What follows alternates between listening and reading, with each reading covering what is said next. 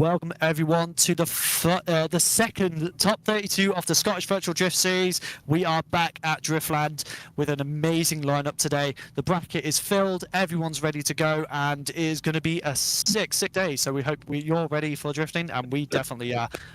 It's going to be a very exciting time, isn't it, Luke? Yeah, definitely. Look, I'm super pumped. We're after a really exciting qualifying session. Definitely some upsets. You know, we're expecting this layout to be slightly more manageable for our drivers after a really tricky round one. But look, this one definitely isn't taking any prisoners either. Look, it's pushing our drivers to their absolute limit. One thing I did want to mention though, look, one amazing thing that is on the line in this championship is just the amazing championship prizes provided by the competition and some of our amazing partners here.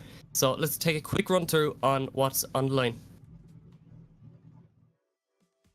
So first prize, the place where everyone wants to be. You're getting £150 and that beautiful GT Omega ART cockpit. So you can just see it in your screen there. Just an absolute weapon. I do believe Brendan actually has one. So look, he can talk to you just how good they are. Then second place, also getting £150. And along that, GT Omega has very kindly offered a GT Omega Pro Series Gen 2 chair to the second place finisher. Then third place, once again, £150. And then hard charger of the season getting £50. So look, some amazing prizes brought to you by GT Omega and SVDS. Now, it's not long until we are getting ready for top 32 battle action. The main event qualifying is over, and look, no one remembers qualifying. Now, up on the line, it's our first battle of the night. Danique Joseph, our top qualifier last night, versus Liam Skehill. Yes, indeed. This is going to be an interesting first battle with Liam having to overcome one of probably the most impressive drivers we've seen so far this season. With the Wild Monkeys, Sora there, that in the chase. Definitely an interesting looking car, that's for sure. We'll just have to see how quick it is. Paced up with that E92, as I have driven with Danique, and it is a very, very quick car. Yeah, definitely. It's just great to see the talent coming up. You know, you have some of the top guys here in sim drifting, and even, you know, a lot of the guys creeping over from the real world, like your Connor Falveys, Owen Magners. But up on the line is Danique Joseph and Liam Skehill, as Blackout just brings up our lovely little infographic up here now. It's the Sora versus E92 power flicking in here for the first time tonight. Here we go. And it's a big mistake there for Danique Joseph, potentially. I don't know, is it a restart or was it just a mistake? They are in fact reinitiating. It looks like he just hit the wall, unfortunately, just tapping it as he initiated. Got a bit too excited, but that's going to be the first victim of the Driftland wall, unfortunately, there as they finish up this run. Liam definitely thinking to himself, right, I've got the advantage here. We've got to make sure we don't make the same mistake, as it is a very big car. So if I was expecting anyone to hit that wall, it would be that Sora. But man, yeah, definitely, it's an upset from the off. Our top qualifier already at a 10-0 disadvantage. So look, it's definitely all drama here from the get-go, Brandon. Oh yes, oh yes. Well, if anyone can get this done, I believe in Liam. But Danique, you never know what could happen. So we'll have to see how this runs in the second half. It looks like they're just getting ready to go up to line. I'm not too sure what's happening here, but potentially it could have been I don't know. Something could have happened just before the start line that put Danique offline, but yeah, potentially. There's so many factors to play, especially in sim drifting, you know, with lag, hardware issues, or potentially just nerves. Like, you know, you're facing into a top 32 with a very stacked grid. You know, you want to get the best results possible, and 32 is always the nerve-wracking one that you just want to get by. But yeah, look, it's just a shame there from Danique Joseph, because we've seen from last night just what he is capable of. But I know Liam Skehill is really looking forward to potentially moving on to the top 16 once he can keep it together. Obviously, he would have been in the chase position, so he would have seen that potentially, you know, you're on the risk if someone zeroes behind you in the lead when you're leading, then you mightn't have seen it. But look, he knows it. It's pretty obvious to him now, so he just has to keep the head down and get a score on the board. Indeed, indeed. Well, as you can see, two very purple-looking cars, both liveries very, very royal and purple. As Liam comes up to the line here, looks like Danique's just not so sure what's going on here, but both beautiful looking cars, and I'm quite a fan of the purple, to be honest. And one unique detail of that Sora, as you can see in the front grille just below that, in that side, that front bumper, it does have teeth, so it is angry. It's out to get some eat its first meal with Danique. Yeah, So potentially there, Danique getting a slight bit scared of the teeth there, just thinking, oh, I don't want these things chasing up at me on my back bumper, so, you know, focusing too much there on the teeth, but...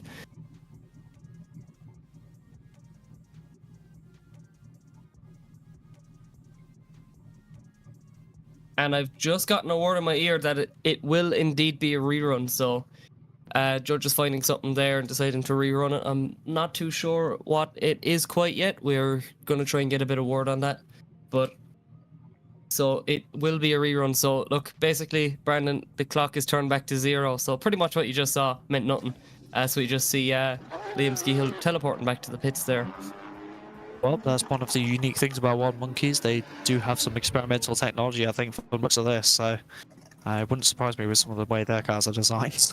So Well, they're definitely an experimental team. You know, if you did see the what is it?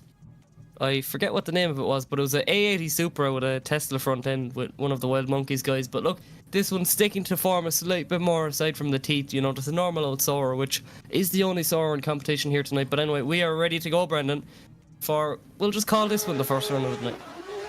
Well, the first rerun, we'll say, but as you can see here, Danique Joseph leading in Liam Skehill here. And look at the flames bellowing out of that big bonnet of that Soarer. Liam doing a very good job in the chase here, and he comes out the front of the arch as well. I forgot about that. What an insane looking car. Danique does a very good job in the lead so far, proving that why he is the top qualifier of this session. As they transition into the shoe horse here, coming around with the flames still bellowing out of that car. Liam doing a very tidy chase, keeping it not too aggressive while they as they finish up the run here. Very good job from both drivers so far. Yeah, definitely. Look, I think that's a bit more of a return to form. Basically, more of what you have to expect for the rest of the evening because, look, we have a stack grid, some really talented guys, you know, some real-life Driftmasters drivers, some top VDC drivers, just everything mixed together for SVDS here tonight. But we are ready to go to swap it around as the flames once again bellow out the front and the side of that Totosaur, flicking it in here. Now look at this, Danique Joseph on the back foot, makes a big dive into the first corner. Transitioning back over, very nice transition on the back bumper there from Danique Joseph as Liam Skehill puts down a textbook lead line here so far, pushing out against the bank, keeping it nice and wide. Now this is the section where the driver will have the most momentum and kind of has to slow down a small little bit for the horseshoe as they're coming through to that final corner, to that roundabout, and one more big dive there for Danique Joseph as they cross the line. So yeah, very aggressive. Very, very aggressive. Danique trying to prove that he is the big boy here. And he will not back down. As you can see, we've got the side to side here with Liam definitely having a bit more of an aggressive initiation from the get-go, but Danique had a massive dive to match it. So we'll have to see what the judges think to this battle. Very good start, though. Yeah, definitely. It's going to be a close one. I always say this. I would not like to be a judge in a lot of these battles because these drivers are just so close. You can see where, you know, some might have had a bit stronger in some places, whereas other places, you know, you swap it around and it's not the same case. You know, you see an initiation there. I'd argue, although Liam wasn't as close in places, he was a small bit smoother. It seemed that Danique was kind of in and out of it diving, but I think his aggression will also play to his favour. So look, it's anyone's game here. Oh yes, well the judges did say smoothness is key, and they are watching for the smoothest mimicking as well. So we'll have to see how that is rewarded. As you can see here, Danique's just getting a bit too aggressive towards the end, so that could put it towards Liam's favour. But we'll have. I'm not too sure what's going to be going through the minds of our judges, but I do think Liam did a very good job against such a tight another driver from the get-go. So yeah, definitely proud. I definitely think it's kind of the comparison of two very different driving styles. You know, you have the very reserved, safe style, let's say, from Liam in this battle, and then just the absolute wild style there of Danique. Liam not actually living up to the names of Wild Monkey. You know, he's actually the quite calm one in this battle. As we just well, it's drifting. There's no calm person drifting really, but you can just see Danique there getting very aggressive. Whereas Liam, he maintains a small bit of a distance, but mimics him very well. So look, I can see judges making sure everything is, you know, every I is dotted and T crossed. Because look, at the end of the day, they have to make sure the decision they make is the correct one, and no doubt they will. So. Yeah, look, two very good drivers. Our first place versus 32nd place qualifiers. So theoretically, Danique should have an advantage coming into this battle, but I don't know if that is the case. Well, you never know. I mean, a lot of the drivers in practice have been absolutely killing it, so it's anyone's game at this point. But I mean, I was in the practice servers earlier, and it was an absolute nightmare with how many drivers were in there. So it's a very even ground when it comes to practice today. So Yeah, for sure. We had like nearly 20 to nearly 30 drivers all in the server going at once. So it was very hard to see. It was very smoky. Yeah, definitely. If I just take a quick glance over, the drop off last night in qualifying was 75.7. So look, these guys pushing real hard. But we do have a decision: swipe it left for Danique, swipe it right for Liam. It's BMW versus Toyota Power, the Teeth versus the not Eurofighter kit. I'm going to specify that one, but it is Danique Joseph going on through to the top 16. So Danique Joseph taking the win there. So next up, Brendan, is another really exciting battle. Oh, yes, indeed. I don't have the sheet, unfortunately. I've misplaced it, so you're going to have to send me... Oh, never mind. I just found it. So we have Brendan Stasis versus Andrews. So we have RT Riga against Team Junk. So this is going to be a very... Well, I don't know. Is he for... I can't remember if he is definitely working with Team Junk. But two very good drivers here. Andrews is a very, very...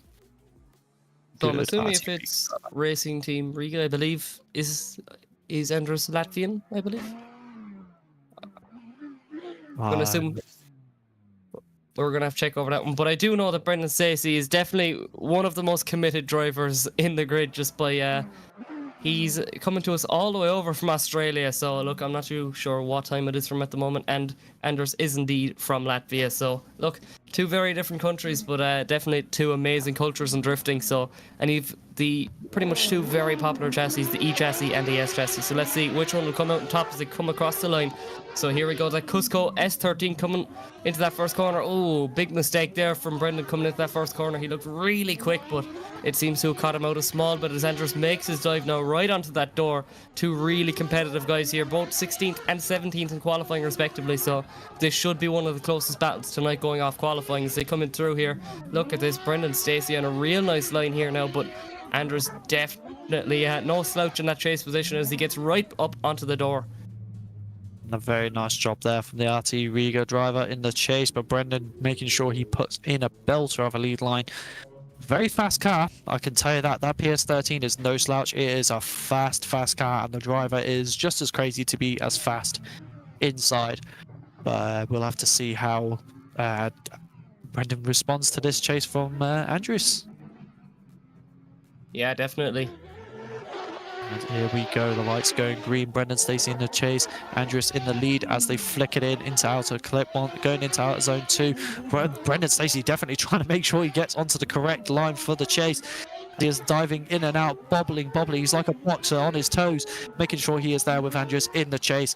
Andrews doing a very good job so far in the lead, making sure he is nice and clean, making sure it's smooth for Brendan to chase as he makes a nice dive there. Kind of falling back a tiny bit as he pushes in and just makes contact.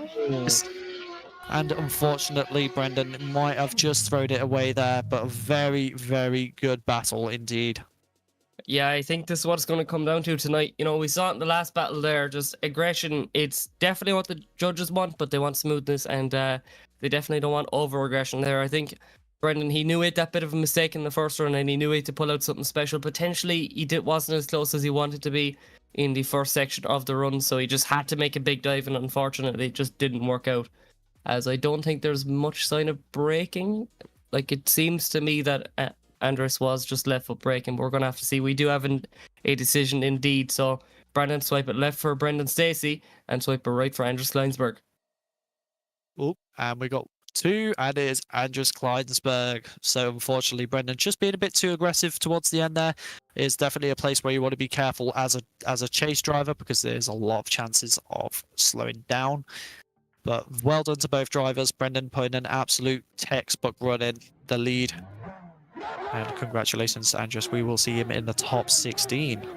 Yeah, definitely. And big props there to Brendan Stacey for once again showing up. He's an absolutely amazing driver and a really good guy also, you know. And we're really happy to have him here at SVDS. Hopefully we'll see him back for round 3. So next up, I do believe this is Brazil versus Ireland. So Luis Sonata versus Jake Davy. 2 S chassis. And yeah, I'm really excited for this one. The battle of the private versus public. We're gonna see what goes down here. Do you know, Jake Davy opting, you know, I don't need my own car. I'm just gonna drive a public car, have some fun with it. But Luis Sonata, no slouch either, qualifying in 8th position, and it was definitely a competitive grid of drivers there in qualifying last night. So theoretically, is the advantage coming into this? Yes, indeed. I mean, Sonata's got that swamp livery on there. I like to call it the swamp livery anyway, because it definitely reminds me of some... It's almost a bit like seaweed. It's a kind of like texture and colour of a bit of seaweed on a seabed, isn't it, really? But very definitely in different car. Different livery for that kind of car, that's for sure. So he's very unique on this grid, whereas you've got that VDC 3.0 public, 2JZ S15 there, ready to chase. As you can see, we've got the other drivers lining up for the next battle behind them. As we get ready for this battle, it's going to be interesting, because the 2J S15 from the public pack in 3.0 is not exactly slow either, so it's going to be fun to watch. Definitely. One thing to actually note as well, we are indeed, like you mentioned there, using 3.0 physics. We're not moving over to the 4.0 quite yet. So obviously this competition started just before 4.0 was released, so all the staff opting just to stick with 3.0. And if you are looking to join this very stacked grid, we do still have tickets available there for around 3 and 4. So if you do, you know, don't think about it. If you do want to compete, just make sure to head on over to the SVDS website. And yeah, we'd love to have you here. But anyway, we are ready to go for the 3rd battle of the night. Luis Sonata versus Jake Davy. Jake Davy really aggressive on initiation as he sticks it right with Sonata. Transitioning on the back bumper here. Luis Sonata, no slouch in the lead at all here, showing why he qualified 8th.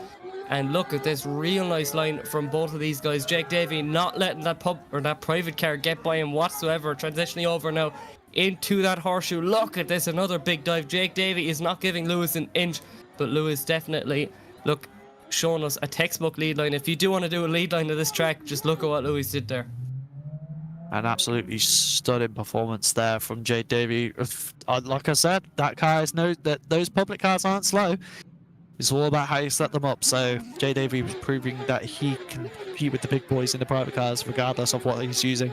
He don't need all the fancy tools to do the job he's doing.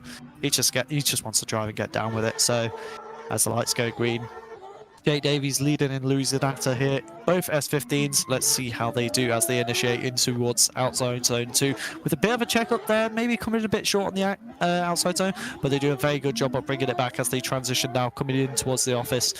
Coming around, big sweeper, losing out of putting on the nice proximity there against Jake Davies. Jake Davies doing a very good outside lead line so far, but a nice big dive. It just didn't reward Louis there. He caught himself out in that transition. Just diving a bit too much there. Oh, and a little tap. I think there's a bit of frustration there from Louis, but unfortunate for him. But it's a very easy place to catch yourself out when you go for that dive, because you can get a lot of momentum from that. So unfortunate. But welcome to drifting. We're definitely seeing a lot of mistakes come out of drivers just being a little bit over aggressive. I think it could be rewarding just to potentially just reel it back a small bit in places where you need to, because you know, you just see what happened there. Sometimes it's risk reward, but sometimes the risk definitely isn't worth the reward. But anyway, we are ready now for a decision. It's double S15 battle here. So let's see, will it be the public car? It will be the public car. Jake Davy goes on through there. So the young gun from Ireland taking it on there to the top 16, where he'll face the winner of the next battle. Indeed. So we have Jaden versus Yanis. So we got another RTV driver here with Yanis, and one of the new KMR drivers, Jaden. So he will be chasing in Yanis. It looks like they're just waiting to get onto the line here. Two very cool cars. I'm excited to see what livery Jaden puts onto this S14. Very aggressive looking car. As you can see here, another E92 RTV car. So this is going to be a very, very fun battle to watch. Yeah, definitely. Look, we've seen a few of these battles already tonight, you know, S chassis versus E chassis, but you know, both these cars no slouch, and like you said, they're the newest member of Kyle Mohan Racing, so always cool to see backing there from, you know, real life FD drivers. And you know, the figureheads of the sport in real life as we get ready to go now. Look at this, Yanis on a real nice lead line, but Jaden getting real aggressive real quick as we transition now into GT Omega Alley, through to that first clip and back out to the last one, right out to that bank now, not giving Yanis an inch here. That Racing Team Riga is working in that lead position, but so far doing a real nice job there, pushing all the way out through the horseshoe. Yeah, look, real nice run once again. All these guys are so dialed. Very nice work. Yanis doing a very solid lead for Jaden's chase, but it looked like Jaden was a bit getting caught up by himself in a couple of spots, so it definitely might put him down as a disadvantage potentially, but we'll have to see as we have Yanis in the chase lane now as he tries to get a nice little skip there to make sure he has got the pace to chase him in as he goes very nice and deep into that initiation with a very nice lead so far from Jaden as Yanis putting it on the door of Jaden there, doing a very nice transition as they come around from outside the offices. Neil Dawson giving them a nice little wave and smile as they transition back now into the last section towards the horseshoe. Yanis doing a very clean chase so far as Jaden finishes up his lead. Oh, but a bit of contact there. We'll have to see how the judges take that, because it was just before the finish line, so it could deduct Jaden potentially. Yeah, definitely. I think once again, aggression, it's going to be the word of the day, or specifically controlled aggression. I think that is basically how you're going to win this event, you know, being aggressive, but, you know, reeling it back if you have to. You know, it's not always going to have to be, you know, on the door. You know, potentially you might have had the job done there, but just being aggressive right before it's going to be definitely a tricky one. But look, it's always great to see exciting, real close battles. Like, I enjoyed qualifying. You know, I think everyone enjoyed qualifying. It was a real good show. You know, some of the boys getting into the 90s, but let's be honest, it's qualifying, or it's tandem battles that we really want to see. It's this top 32 action. And look, these boys are definitely putting on a show so far as we just await for a decision. Obviously, these judges are so meticulous. It's really hard to impress these guys. You know, they're I'd say they judge absolutely everything. You know, they could go on a night out there and they'd be judging how you're dancing. Do you know, that's how it works. I think they're just so calculated. Yes, as we wait for a decision, we do have some drivers just getting a couple of runs in, it looks like, in the server. I'm just in there at the moment, checking out the action on the track. People are just getting their tires warm.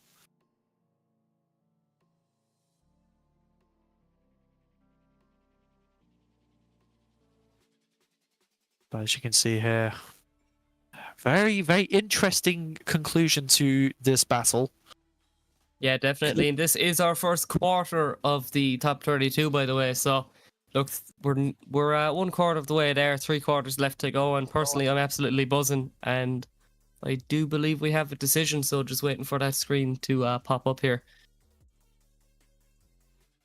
So, let's see. Swipe it left for Yanis, swipe it right for Jaden, as we nearly got Louis Sonata and Jake Davy again there for just a split second. But let's see. Really cool looking S14, that really aggressive, but it will be Yanis going on through to the top 16 in order to face Jake Davy. It's going to be the battle of the Jays there, and next up, Brandon, is another really exciting battle.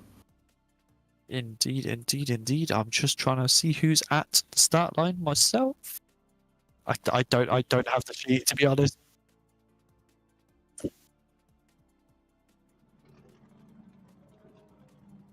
Oh, so I do see some headlights coming up to the start line now. So it will be a 1 series. I believe is this our only 1 series on the grid today? So yeah, it's our only 1 series on the grid. So look, definitely not the most popular BMW chassis. I personally really like them. I don't know, I've always been a car I've been fond of, but another real nice car up on the grid is that GR86. So yeah, look, 9th and 24th respectively. In theory, that little 1 series of Daniel Andrev has the advantage, but look, it's drifting. You never know what it's going to be, and certainly he has no slouch behind him in that chase position in that carbon drift team GR86. Yes, indeed. I mean, Daniel Andrev is definitely one of the drivers to beat. He is a very successful driver in other series, so he has come back this season to stir up some drama in the sense of his driving. Very top lad himself. And this is the first time I've seen this guy in SVDS, so it's a nice update to what he had last season. As you can see there with that, I think that GR86 is equipped with Stroms. I do believe all the CDT boys are equipped with Stroms, so yeah, look, if I'm correct, they are sponsored by Strom, so it looks so cool to see the real life friends coming into virtual drifting and you know, just supporting the guys, because I know the Carbon Drift team boys, they're really hard working. You know, you see all these guys, they put in just the best models, the best cars. They're just absolutely amazing what they can do as we wait for these guys to set off the line. Our next battle's been slightly more prepared than these guys. You know, it's always, you know, oh, your battle's up. All right, I'll come up there now in a minute, you know.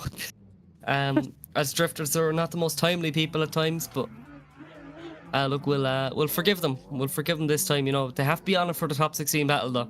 Do you know, never mind being fast off the start line. They have to be fast up to the start line. So as we just see, unfortunately, carrying on from last night, carrying on the tradition, our semaphore is moving a small little bit, but not enough to stop them from going on off the line. So here we go, as we wait for the camera to catch up. These guys are so fast, the camera has to catch up as we wait for Tala. Ooh, it seems a very small bit choppy there, Brandon, coming into that first corner. Oh yes, definitely. Tala kind of struggling with that initiation, but he comes back onto the wheel-to-wheel, if anything, with Daniel Andrev here doing a very good job in the lead with a big flip going into that outside clip. But Tala putting on the pressure, but unfortunately, just like Sonata, he did not get rewarded by it. It's a very, very difficult spot to be, so you can't really put him down too much about that because it takes a lot to do that transition right. So very good job from Daniel Andrev in the lead there. Just unfortunately, Tala having a bit of a hard time getting through that transition, but we'll have to see how he does his lead. Yeah, definitely. I think if any of the current drivers are watching the stream, I think that's what they're going to be looking out for. You know, a lot of guys are making mistakes in that coming into that last corner in the chase. So look, it's going to be all down to this one. Tala with it all to play for now. Daniel probably knows he has a bit of an advantage as he dials it right in the door. Potentially he doesn't have to do this, but he's doing it anyway, putting on a show for us here tonight. And look at this now, Daniel Andrev doing a real nice chase here, transitioning in through GT Omega Alley, pushing out right past Neil Dawson there and past that lovely fire extinguisher. Coming down through, loads of momentum here now. Look at this max angle, and yeah, Daniel Andrev not replicating that minor mistake there from Tala. And yeah, look, real close chasing, pretty much what you want to see, but I think it's going to come to that, down to that mistake, unfortunately, for Tala. Yes, yes, yes. Daniel Andrev putting on a textbook chase, as he always does. He is a very clear and concise driver when he's doing his battles. And as you can see here, regarding the side, he did an amazing job making sure to put some aggression, but nothing too major, and does look like we do have a decision in the books, and we will have to see what that is. As you can see here, Daniel Andrev on the left, Tala on the right. IRT versus CDT, and it goes to Daniel Andrev, just putting that bit extra in. Unfortunately, Tala this weekend has finished early. Very good job from the driver. Definitely not had the easiest battle to begin with. So congratulations there, Daniel. Daniel. Tala doing a very good job, and just unfortunately just wasn't quite enough. Yeah, definitely. Now this is an exciting one. Now this is, look, this is going to be probably one of the battles of the night if I was going to predict it. One of the top guys in sim drifting, Ernestus Yakubulis, versus one of the top boys in real life too, Connor Falvey. The Driftmasters driver is up on the line in his Drift Games S15, and the Team Urta S14 just hanging back a small bit. You know, he's just thinking about it.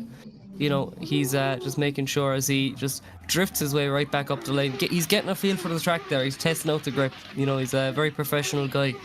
So let's see. It is S14 versus S15 power. The two guys at the top of their game. And Brandon, this is going to be an exciting one. Oh yes, I'm very excited for this one, as Connor is such a talented driver IRL, especially with how he's been doing in the past few seasons, as we have Ernestus Yakubulis coming in with that initiation with Connor Falvey putting on the pressure, but getting a bit too in the inside there. Unfortunately, just trying to gain it back, getting a bit scrappy, but he's putting on the pressure. Ernestus just doing a textbook lead so far, as Connor Falvey brings it round the offices there, putting his wheel onto the door of Ernestus as they transition in for the last section of the course here. Very good, nice job from Connor Falvey here. Just a bit scrappy at the start, but cleaning it up lovely as Anestas puts it across the line. Very nice job there from both drivers. Connor absolutely putting on a show for us.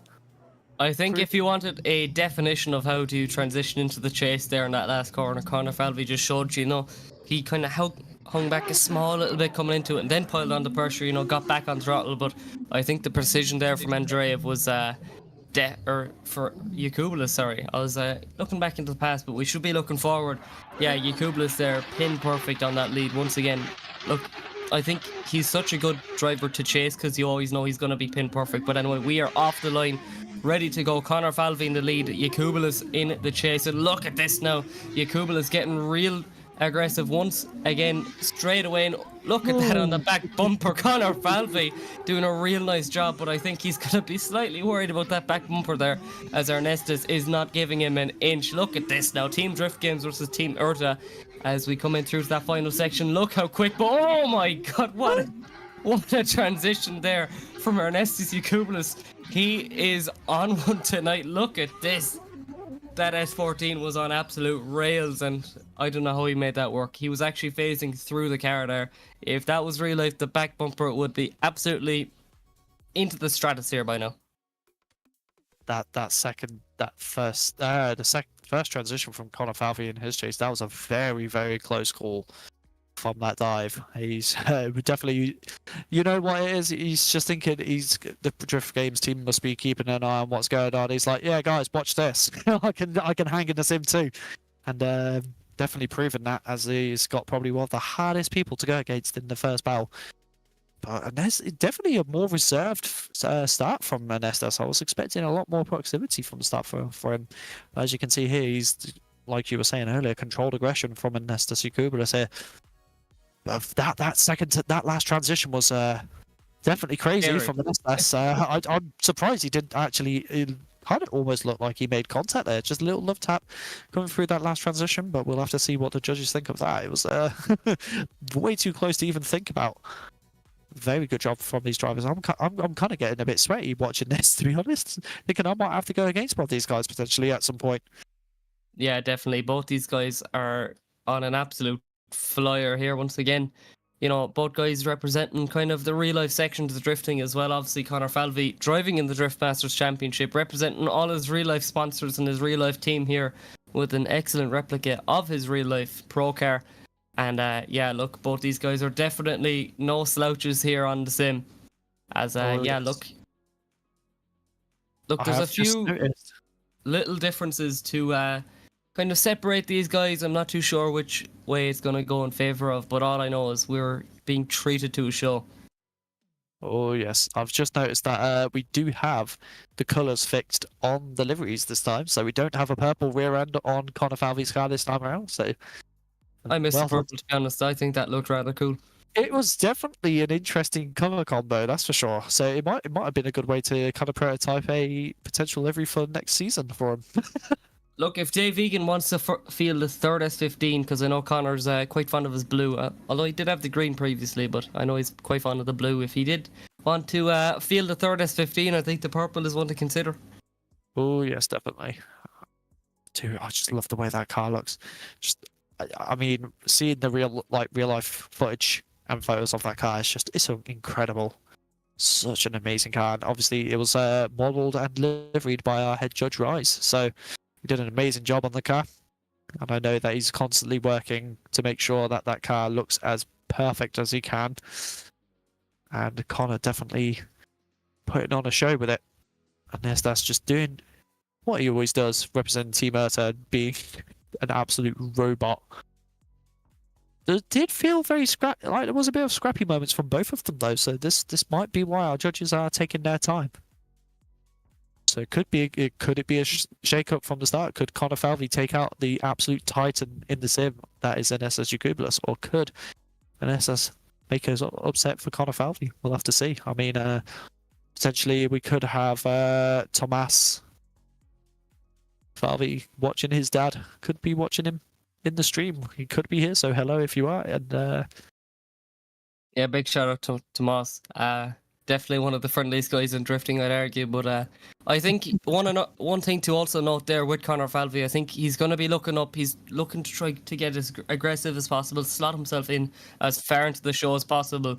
Because if you look at it, he didn't have the best run of luck there in round 1 with his failure to qualify. But here we go. One of the championship favourites to one of the guys that is hoping to be one of the championship favourites. And we've won for Falvey, one for Yakubulis, and it's Ernestus Yakubulis going on through to the top 16. So it was a split decision. Yakubulis didn't have it all his own way. RYZE just decided, no, Falvey has it. But look, it is going to be Yakubulis going on through. And to be honest, either of those guys could have done it. Yeah, that was an amazing battle. Congratulations to Ernestus and both drivers, to be honest. Falvey definitely putting on a crazy chase from the get-go, so amazing work from both drivers. And hopefully we will see Conor Falvey coming back even stronger for round 3 as we get another Earthshake car up to the lane. Yeah, this is definitely going to be an interesting battle because we've got Darius the Striker in that S15 and we have Omar in that car. I'm still just calling it the car. It is nothing else but the car.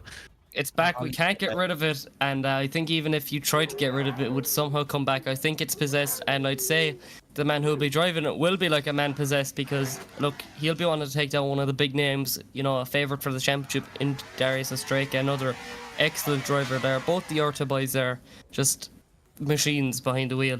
But yeah, look, if Darius can take this and take the battle afterwards, he will be facing his teammate. And, we mentioned it last night, Brandon. The one rule in drifting is that you need to beat your teammate. Oh, yes, definitely. Unfortunately, Mike couldn't join me as he just missed out on qualifying. But that's drifting for you. Doesn't always go perfectly. And honestly, I'm proud of him. So we'll see how he does in round 3. But right now, Darius is eyeing up that start line, making sure he is always going to be the man possessed. As we have that chasing in that S15 as Omar does a very nice initiation so far, making sure he doesn't get too crazy from the start as he comes around into the transition, doing a very nice job as Darius does a textbook lead as well, as both Ernestus and Darius are known to be very precise drivers when it comes to their lead driving.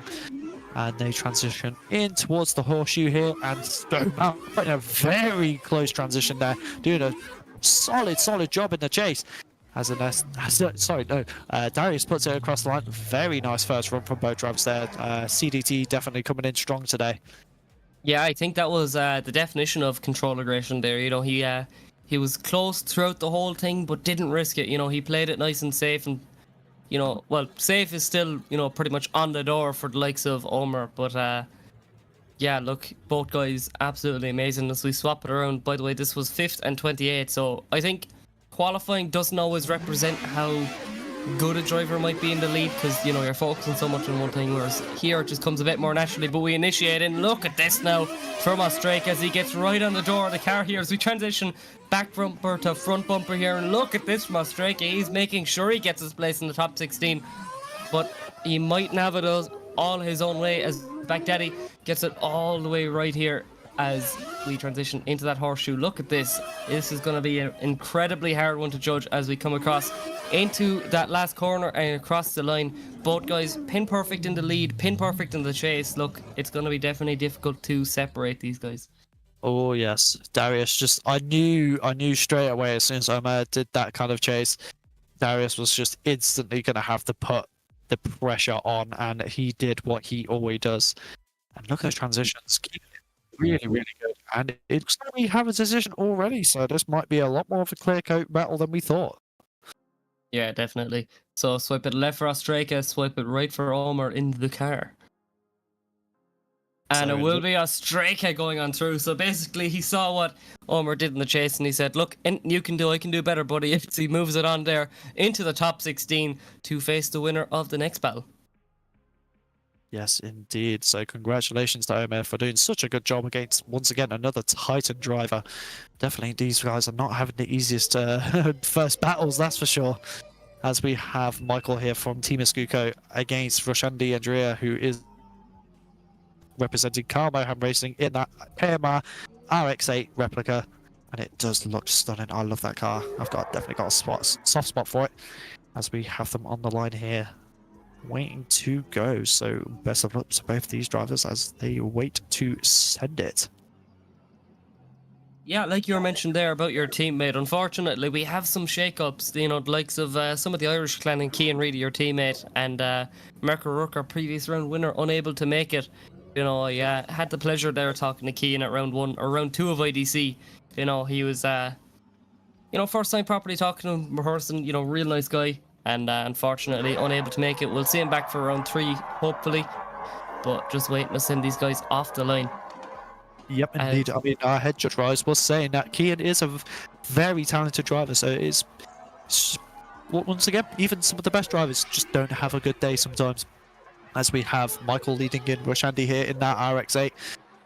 So far, keeping it nice and clean. Rushandy making sure it's not too aggressive, as there is a bit of check-up of speed there from Michael, but Rushandy making sure he doesn't get caught out by this as they transition towards the outside office here.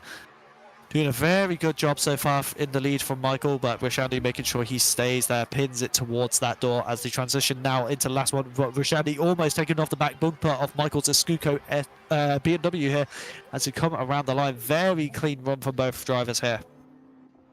Yeah, definitely. Look, we have an absolutely stacked top 32 here so far, and the mistakes here, you know, unless it's that last corner, they're few and far between. It just shows that if you qualified into that top 32, you are, you know, the creme de la creme, the best of the best.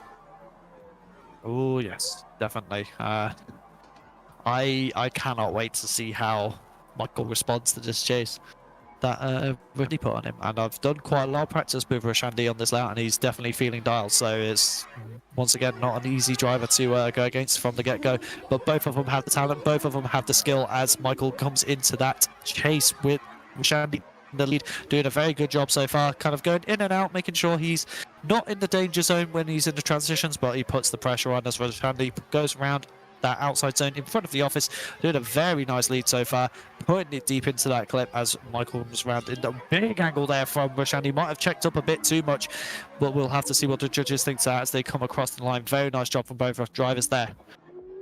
Yeah, look, both these guys are part of very good teams there in Kmart and Escuco. And look, I love this side-by-side view, by the way. It gives you such good perspective because, you know, you're working off your memory stuff for some of it.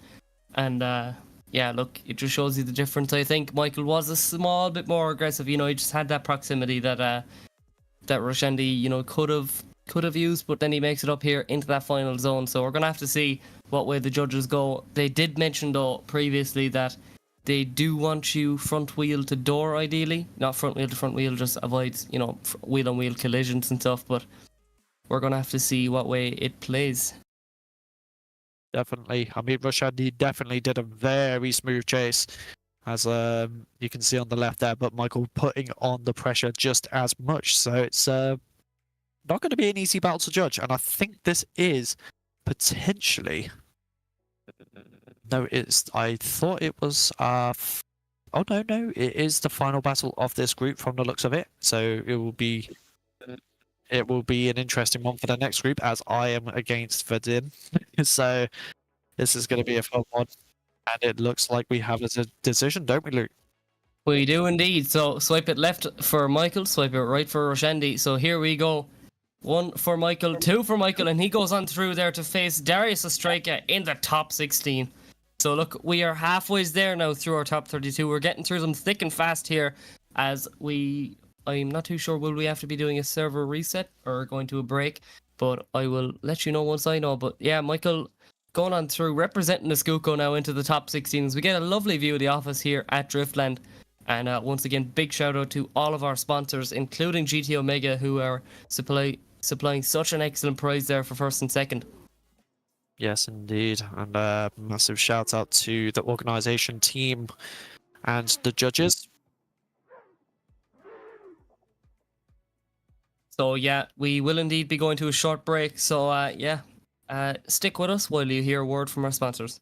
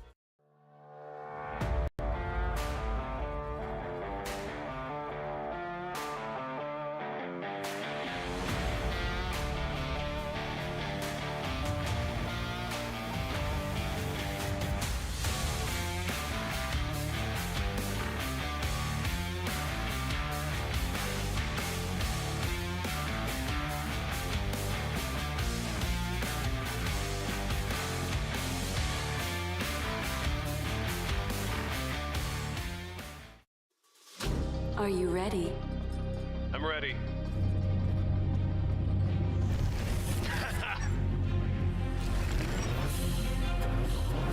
Let's go. Show me what you got. Oh, Is that everything you got? last turn. Catch me if you can. That was great. That was a good game. Unlock true experience with GT Omega.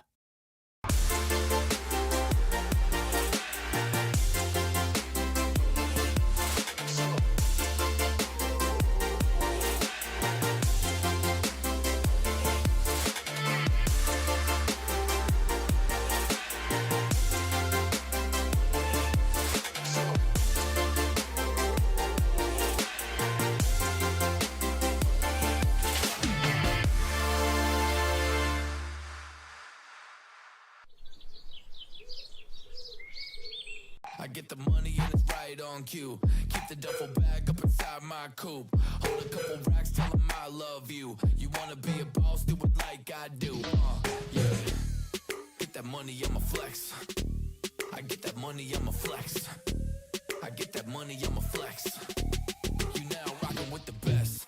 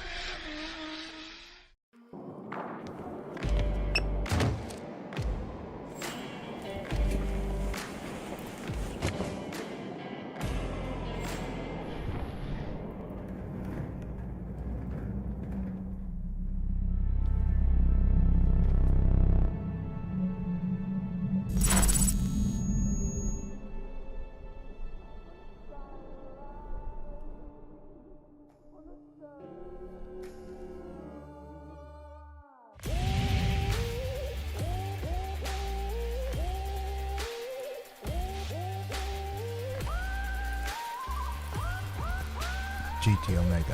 Stay ahead of the game.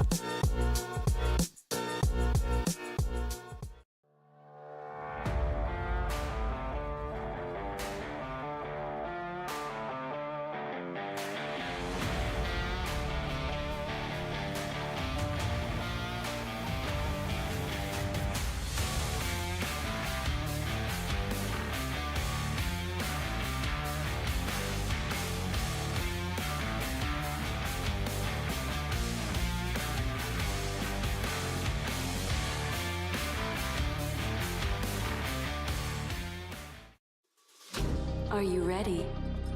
I'm ready.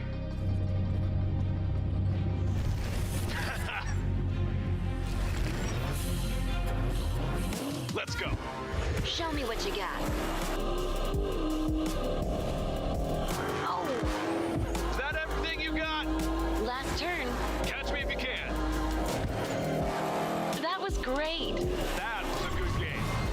Unlock true experience with GT Omega.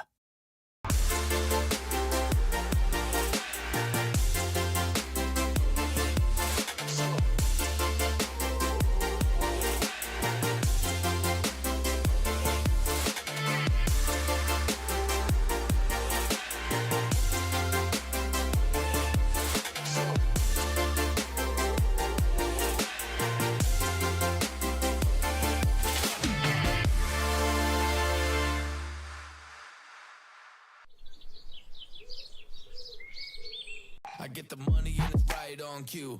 Keep the duffel bag up inside my coupe. Hold a couple racks, tell 'em I love you. You wanna be a boss, do it like I do. Yeah.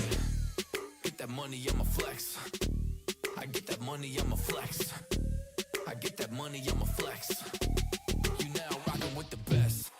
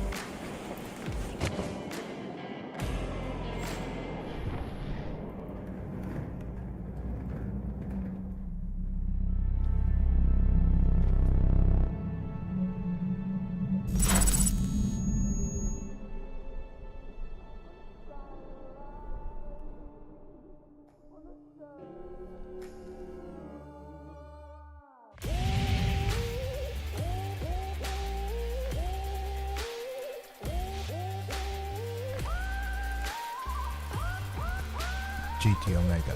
Stay ahead of the game.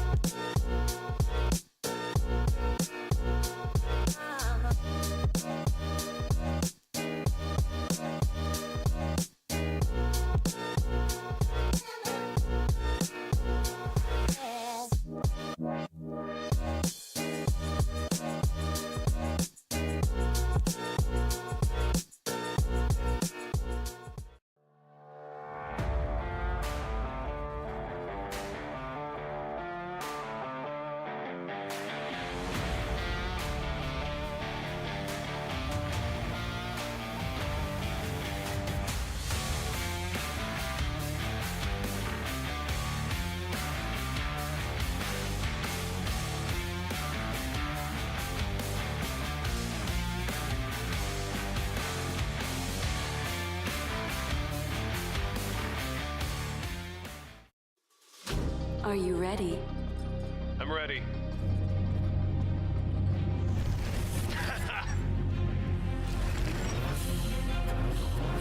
Let's go. Show me what you got. Oh, Is that everything you got? last turn. Catch me if you can. That was great. That was a good game. Unlock true experience with GT Omega.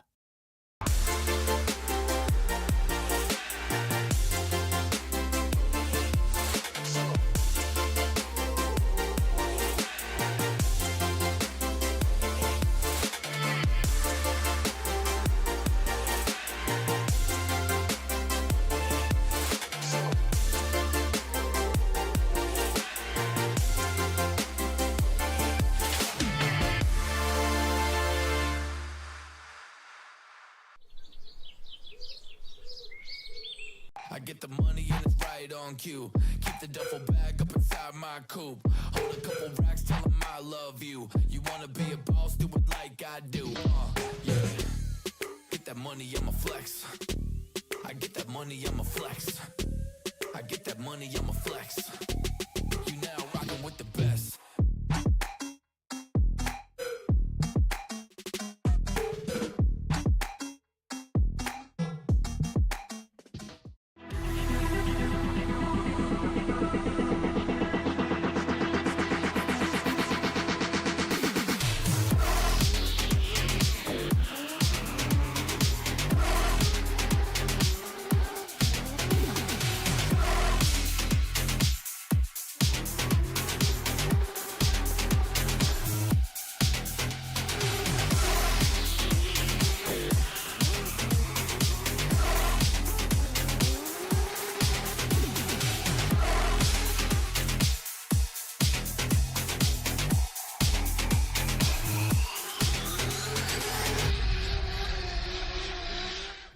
And you are very welcome back. We are now into Group C, so we are nearly pretty much 3/4 of the way through our top 32. Now, unfortunately, we have no David McKeever, who was just barely away from that drop zone in 31st, but unfortunately, he's not here tonight.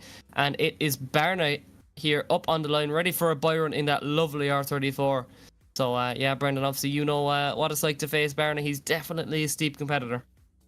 Yes, indeed. He's got a lot of talent, just unfortunately in round one, just a little mistake on that inner clip coming off the bank, but it caught out a lot of people, so we'll have to see how this less banky layout treats him, as he has got that big V8 in that R34, which is a very cool engine to have, as we wait for the cameras to swap over there as he initiates in, coming into outside zone 2, doing a very nice job so far with a little bit of a checkup coming in, but he keeps it nice and smooth coming into outside zone 3. Very nice buy run so far. Obviously, this is mostly for bragging rights. As you can see here, it's just coming through. That outside zone through, the offices transitioning through nice and big. Very, very big for this kind of track as well. Almost like a Sora in some sense. Yeah, definitely. Like you said, this one's pretty much a practice run for him as he takes off the back end off that skyline. He didn't hit any walls, but look, he decided, you know what, weight reduction, bro, as we... He's just wanted to show off the fans. Yeah, pretty much. Lovely rear mount red there, and really nice model car. Next up is the Sandman himself. I want to know how much more practice he got versus Nicholas Neuschkel. So it's S chassis versus R chassis. That lovely S14 versus that lovely R33. Two slightly different styles. It's yin and yang here, color scheme wise, and yeah, I think this should be a fairly exciting battle. Yep, as we have Simon Sandman coming and leading in that R33. The sensational Simon Sandman, not having much qualifying practice, coming in and qualifying, and he is doing a very nice lead so far. So even now, with not as much practice as most of the grid, he is doing a very good job in the lead, as that R33 is putting on the pressure for Simon Sandman. He's not an easy driver to be taken down, but as he comes through, not as much of a dive as he could be doing, but he does a very nice clean chase run here as Simon finishes off the line. Yeah, definitely. Look, that was pretty much textbook there between the two guys. You know, not playing it too hard, but definitely a good run nonetheless. So Sandman will now swap it around, get it into that chase position, and yeah, looking forward to seeing how it should go. These guys qualified 15th and 18th respectively, so both these guys should be fairly close as we bring it back up to the line. No wandering issues here from the semaphore this time as we come up off the line. So here we go, the Sandman himself flicking it on in. Look at this now, doing a real nice job getting right on the door, but contact is made in that first corner as they transition back over. So look, this is only top 32 action, but these boys are putting it all on the line here as Nicholas puts on a real nice line, not wavered whatsoever by that contact on Sandman's part as they transition back over into that horseshoe. Look at that dive there from Simon Sandman, hangs back a small bit as Nicholas definitely flirts with that edge of the track, you know, washing a little bit wide, but yeah, look, a few little mistakes here and there, but overall pretty good run. Yes, indeed. Well, it could be potential, because we do have a rule called the half tire rule when it comes to those outer lines, when there's no zones coming into that outside horseshoe. So it could affect him in his score in this battle, but we'll have to see how it's treated. So just after this, I will be taking my farewell for the brief time. of the commentary booth, as I will be going in for my battle against Vadim. But the best of luck to both of these drivers as we wait for a result, Luke. Yeah, pretty much. And by the way, if you are slightly confused about that, Brandon, he's double dipping, you know, he's double jobbing there. He's putting on a show in the commentary booth, and he's certainly going to be putting a show there on the track. But we wait for a decision as we say farewell for a small bit with Brandon as he gets himself gridded up right up to the line. So yeah, look, it is Simon Sandman once again versus Nicholas, looking to see who's taking the win. Will it be that S chassis, or will it be the slightly more uncommon R33 chassis of Nicholas? So yeah, I love this side-by-side view. You know, it gives you such great insight as you can just see, you know, a few small little differences in the battles as we just await for that judge's decision. Obviously, the judges go through absolutely everything to do with the battle. They dissect it so much. They go through replays, you know, they have different camera angles. And obviously they would actually be in the lobby as well, so they can, you know, view it from how they want it and portray that to the other judges. So just awaiting on a decision here on the screen. And like Brendan mentioned earlier on there, we do feature a half tire rule here at SVDS. So potentially Nicholas could have washed himself out a little bit wide, as you see it on the right hand side of your screen right here. He definitely drops a wheel there, as you can just see it wobbling there coming onto the grass. So I think that could be a major deduction for Nicholas. I'm not too sure, is it one or two wheels dropping off? We don't have the best view of it here on the stream at the moment, just waiting to see what the judges come out with it. So we do indeed have a decision, so swipe it left for Sandman, swipe it right for Nicholas. And so one more time, so the judges couldn't separate them, they're going to move it on through to the one more time. So yeah, you get a nice look of the two cars here actually, that D-Max S14 and the no clear sponsors on that R33. They're all too small for me in my little screen, but yeah, look, real nice driving from both these guys. A few small mistakes here and there, but all that means they get another run at it. So they bring it back up to the gridding area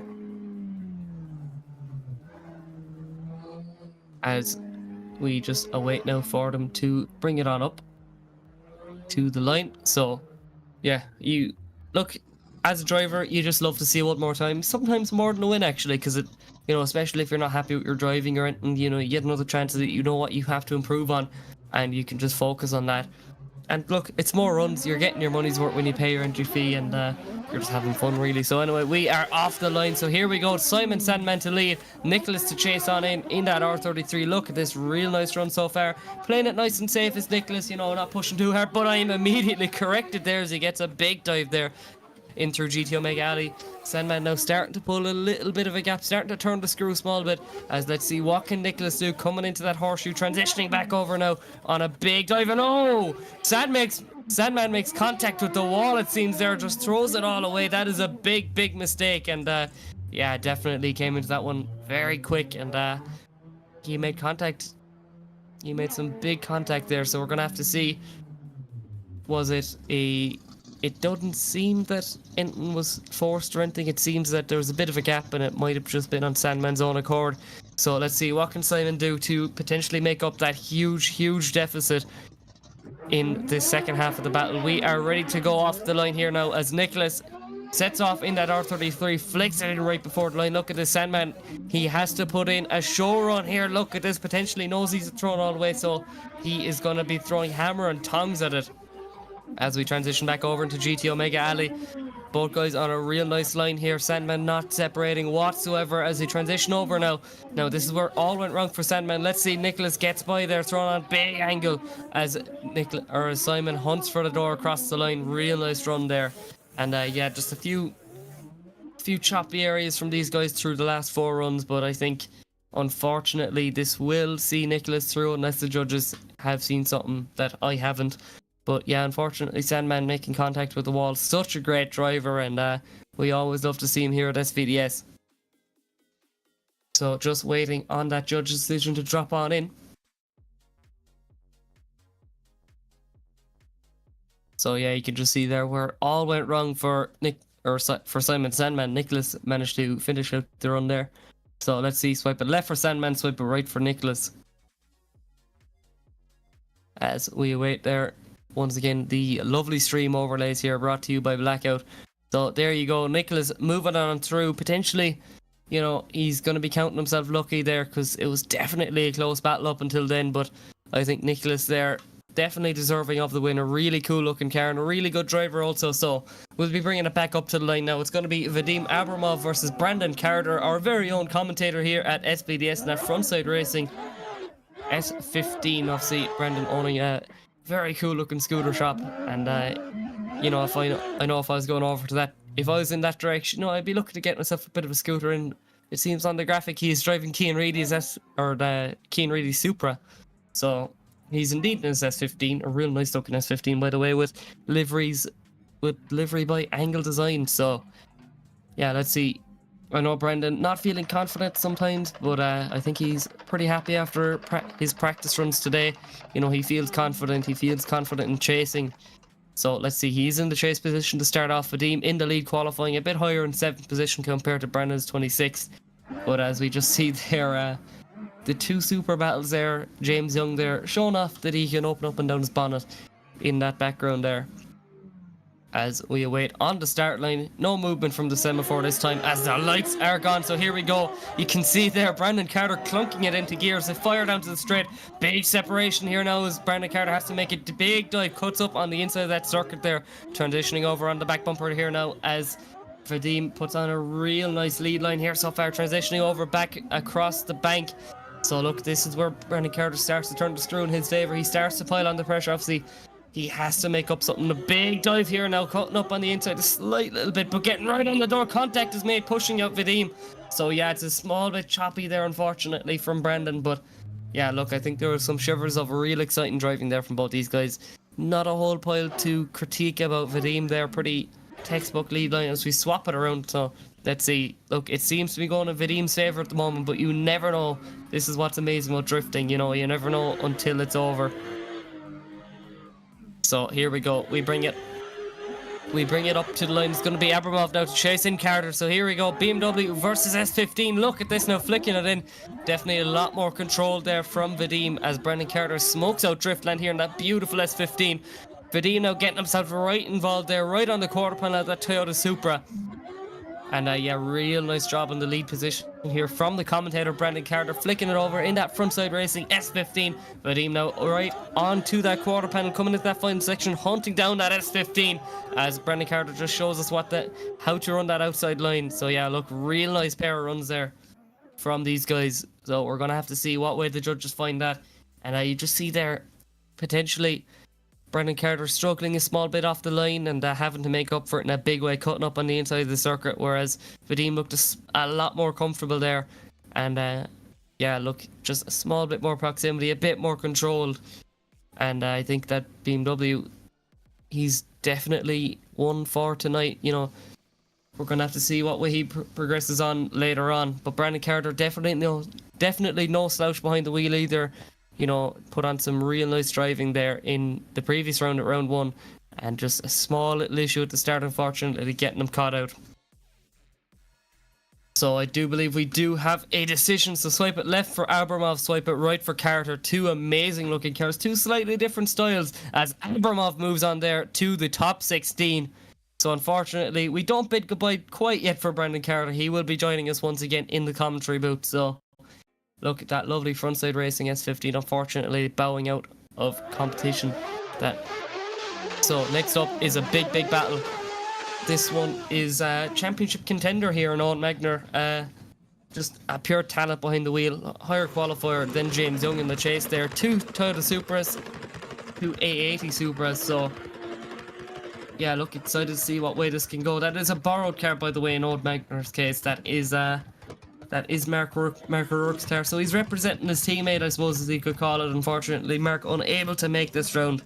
So let's see, what can the talent there from Killavullen do up against James Young? So as we bring it up to the start line, let's see. Double super action, two very different styles once again there. We've that real aggressive flamey style with Magner and that just yin and yang livery there from James Young as we flick it in here. Now look at the pace of Magner, but James Young is no slouch as he's to dial off the angle to get right up on the door. Transitions over onto that back bumper, right out to outer 3 now and back out to 4, now into clip 5, past the past the bank, past Neil Lawson, drinking his coffee as we come across. Transitioning back over now, Owen Magner is on a stormer of a lead line. One thing you can do with Owen is you can always be on the perfect chase line. You know, you're always going to be, he's always going to be there right where he has to be. So that drift time Toyota Supra and the chase doing a real nice job. But Owen Magner there looking unshakable in the lead as he takes his long way around. Just reminiscing there at round one, going the wrong way around for round one of the bank, which was rather infamous last round. So let's see. Will it be James Young or will it be Owen Magner coming across into the top 16? So let's see. James Young. Look, he didn't look as comfortable as Owen Magner did in the lead, so we're going to have to see what he can do here to potentially, it just seemed a small few mistakes creeping in there for James Young. So let's see what can he do in the lead as Owen Magner fires in up on the chase position, doesn't get up on the quarter panel right away, jabs that front brake and gets right up on the quarter panel here now. Transitioning back over, Owen Magner starts to pile on the pressure here. James Young looking real nice here though in the lead position.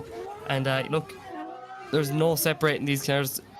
Two very similar chassis here as we transition back over. Owen Magner playing it safe before diving right back up onto the quarter panel, pushing up across the line. And look at that, very calculated from both drivers as Owen Magner pulls his handbrake, flicks it around the other way.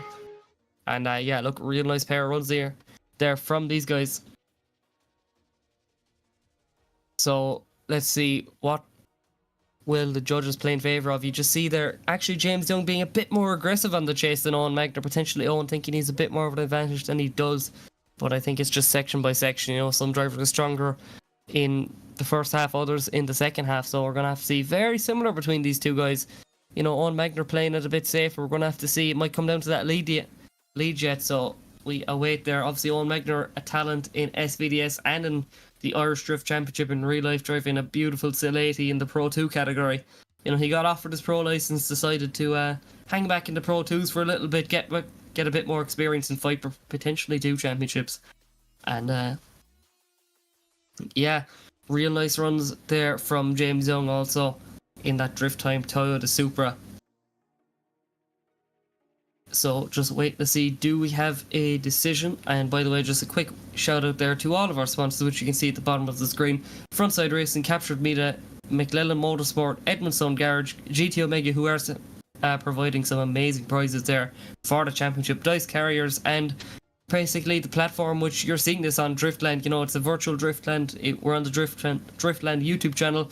And yeah, look, thanks to the guys for giving us this opportunity day in, day out, pretty much, through every season. They've just been such a great help in growing this series to what it is now, and providing this stacked grid, really.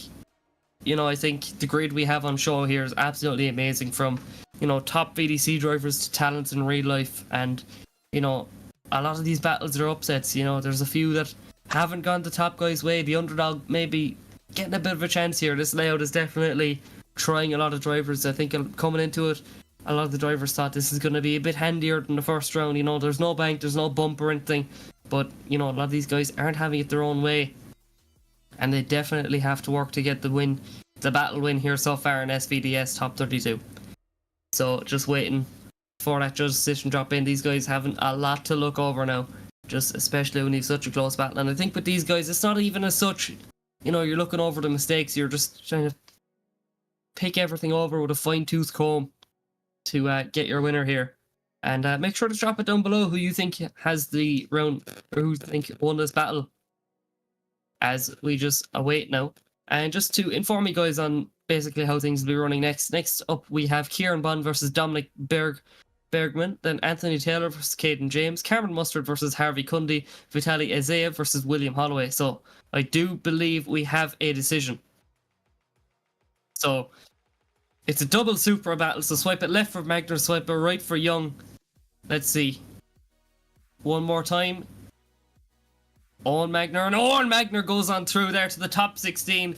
The young Killavullen man, the young Cork man, going on through there to the top 16, representing Ireland. So yeah, look, unfortunately, we say goodbye to James Young. Hopefully we'll see him back at round 3, because he definitely showcased some of really impressive driving, as we now bring it back up to the start line for Kieran Bond. Or I do believe this is the next group. This is Group D, so I think we have to wait for these guys to join up. So yeah, look, if you are curious on how the top 16 is currently lining up, it is Danique Joseph versus Andrev Kleinburg. That's going to be a real nice battle. Yanis Cedra versus Jake Davy. Daniel Andrev versus Ernestus Yakubulis, the Urta driver. Another Urta driver then in Darius Estreka versus Michael Padowski. And then it's going to be Berna Padowski versus Nicholas Neuschkel, Vadim Abramov and Owen Magner. So next up, it will be Kieran Bond versus Dominic Bergman, Anthony Taylor, Caden James, Karen Mustard, Harvey Cundy, Vitaly Isav and William Holloway. So look, I'm loving how this top 32 is lining up, and I love how the results are working out for the top 16. And obviously this is your road to the final. Everyone wants to be looking at the final, and I will say we will be joined by our fellow commentator and Brendan Carter in just a moment. I think he's just gathering himself after his battle. I know there's so much adrenaline, whether it's virtual drifting or real life drifting, but we are bringing it back up to the start line, so I believe we should have some of our drivers deciding to come in here now. Obviously Kieran Bond so close to topping qualifying. He was our first driver up and our first driver to get a 90 point run. So if you are looking back at how things worked out, you had, if I can get up the results somewhere, I'm not too sure, can I? As we just look back, look, that was the past. So it was Danique Joseph who topped qualifying, then Berna Padowski, and then it was Kieran Bond. Sorry, they're just having a few small little technical issues on my end, but they do seem to be clearing themselves out as we just bring it over to a nice view there of our virtual Driftland model by our very own Judge RYZE. As yeah, look, a lot of work went into this track, making it so accurate, down to even contacting some of the marshals here at Driftland and where they place fire extinguishers. But we are right back up to the line. It's another super back up to the line versus that Wild Monkeys Drift team BMW. So I believe we were correct on this last battle, or yesterday. So I do believe this is an E92 back end and a newer M3 front end. So that is indeed a Supra up on the line, but it is not Kieran Bond's Supra. It is the Drift Time car of James Young.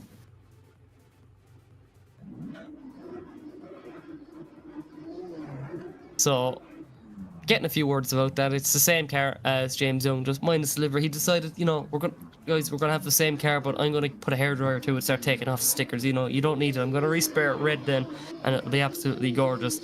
So two different styles there, but Kieran Bond, very good driver as he showed there yesterday in qualifying, showing off his stuff.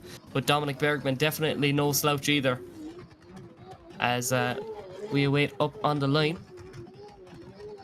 So theoretically Kieran Bond has the advantage here. You know, that's how the qualifying format is designed, that the higher placed qualifier leads first, which means they don't have to potentially get gapped. They can judge how the chase car is and use that for their chase pretty much.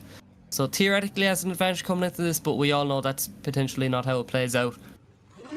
So let's see what he will do as he sticks it in reverse and wobbles up a little bit further then. So let's see, Kieran Bond versus Dominic the Burger Man as we wait up on the line. And I can definitely imagine the adrenaline there pumping through these guys, just because, you know, it's the nerves. You're sitting on the line, especially in top 32. You're just trying to get 32 past you. You want to move on to the top 16. And I think once you get qualifying out of the way, and especially top 32 out of the way, it's a lot more comfortable. But we are ready to go. Nice early initiation there from Kieran Bond as he flicks it right up onto the door. Dominic Bergman not giving him an inch though as we transition back over. This is what I said theoretically is an advantage, but in reality, Dominic Bergman is all over Bond as we come across. Right, pushing out to the bank as we come over now. So much momentum in this section, and let's see, where is Bergman as he transitions over right up onto the door now. Leaves a little bit of room before dialing right onto the doors and starts pushing Bond across the line. Bond potentially, we'll have to see a replay there potentially. Did Kieran Bond wash out of that zone a little early? It just seemed to me that he just kind of shot up on the inside a little too soon, but we're going to have to see. We're going to swap it around now. It's Dominic Bergman to lead, Kieran Bond to chase, and that was definitely an aggressive chase there from Dominic. Kieran Bond has to answer it here now. He definitely can't play idle here. Not having it all his own way after qualifying within the top 3. So let's see. The lights are gone and these guys are off. So here we go. Kieran Bond now flicking it in.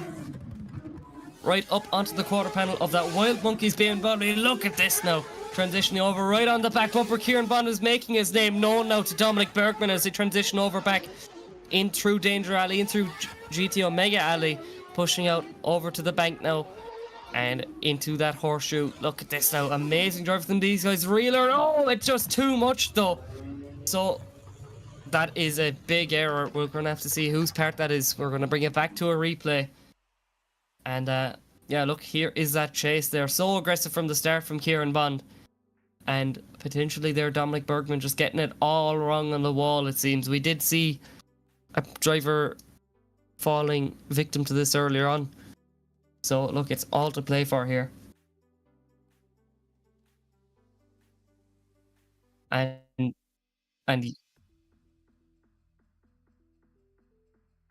it does seem to me there that I think Dominic Bergman just washed out a little bit wide. The judges looking over, but I do believe we have a decision. So swipe it left for Kieran Bond, swipe it right for Dominic Bergman. 1 for Bond, 2 for Bond, so it's Kieran Bond moving on through there. So Dominic Bergman just getting it all wrong there after such a strong performance. Unfortunately, he bows out at top 32.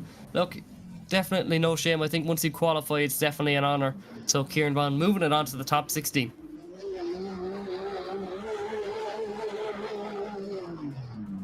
So another Wild Monkeys driver up off the line here. It's a double E92 battle with that newer M3 front there in the chase position. So let's see now. Caden James right up onto the quarter panel straight away here now with Anthony Taylor in the lead. Look at this.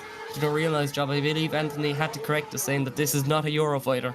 I thought I got it right saying it's not a Eurofighter, but I think I scrambled my words a little bit last night. But let's see as we transition over. This is a fast battle though from Caden James and Anthony Taylor. Look at this as Taylor is being pushed across the line there. 2 E92s and a very exciting battle here. So just waiting there to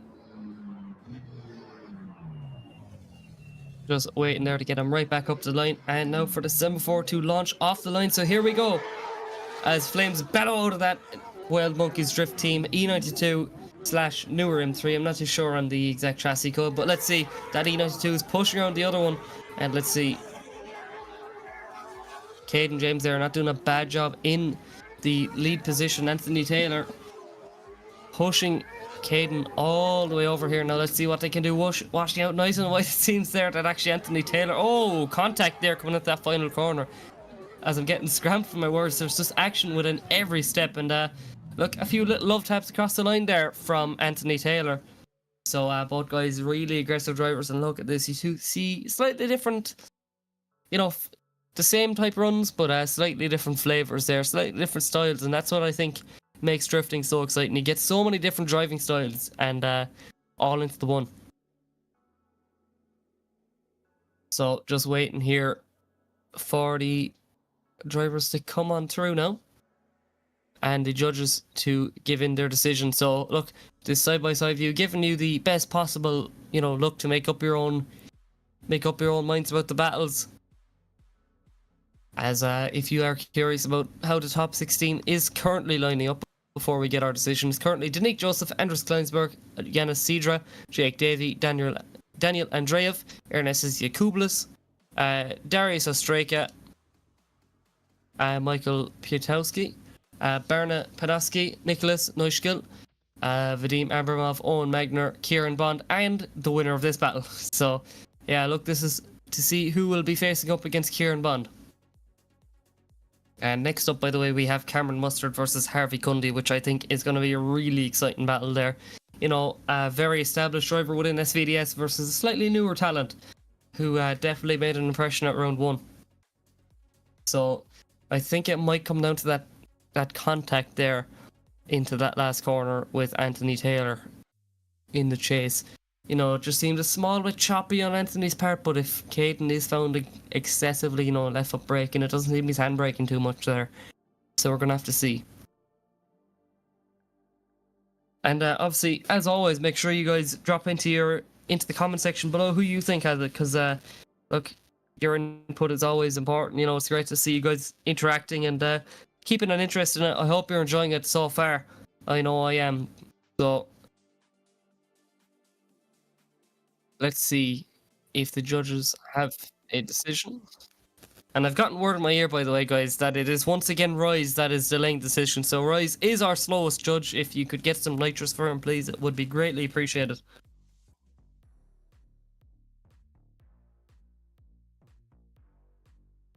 As I just see Omar commenting down below, the friendship one, which I think is definitely accurate. You know, all these guys are, you know, I think there's such a great sense of humor in the drift community, and I think that's what always prevails no matter who wins.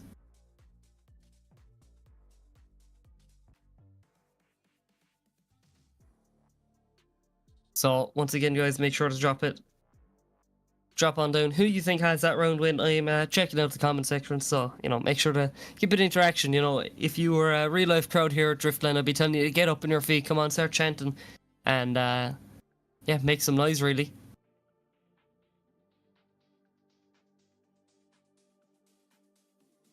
So once again, guys, big shout out to all of our partners here at SVDS who make this all possible, but I believe we have a decision.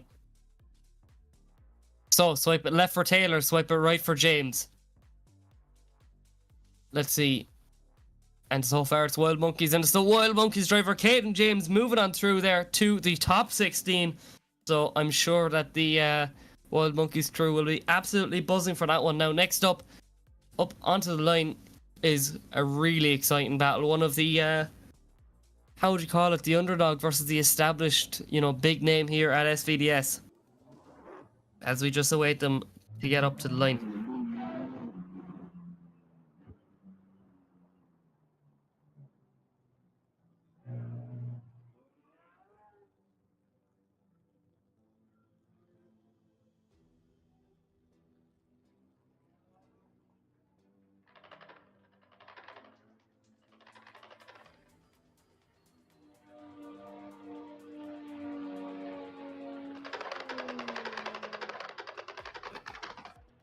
So just waiting for these guys to come up to the line now. Cameron Mustard, definitely one of the favourites in this battle.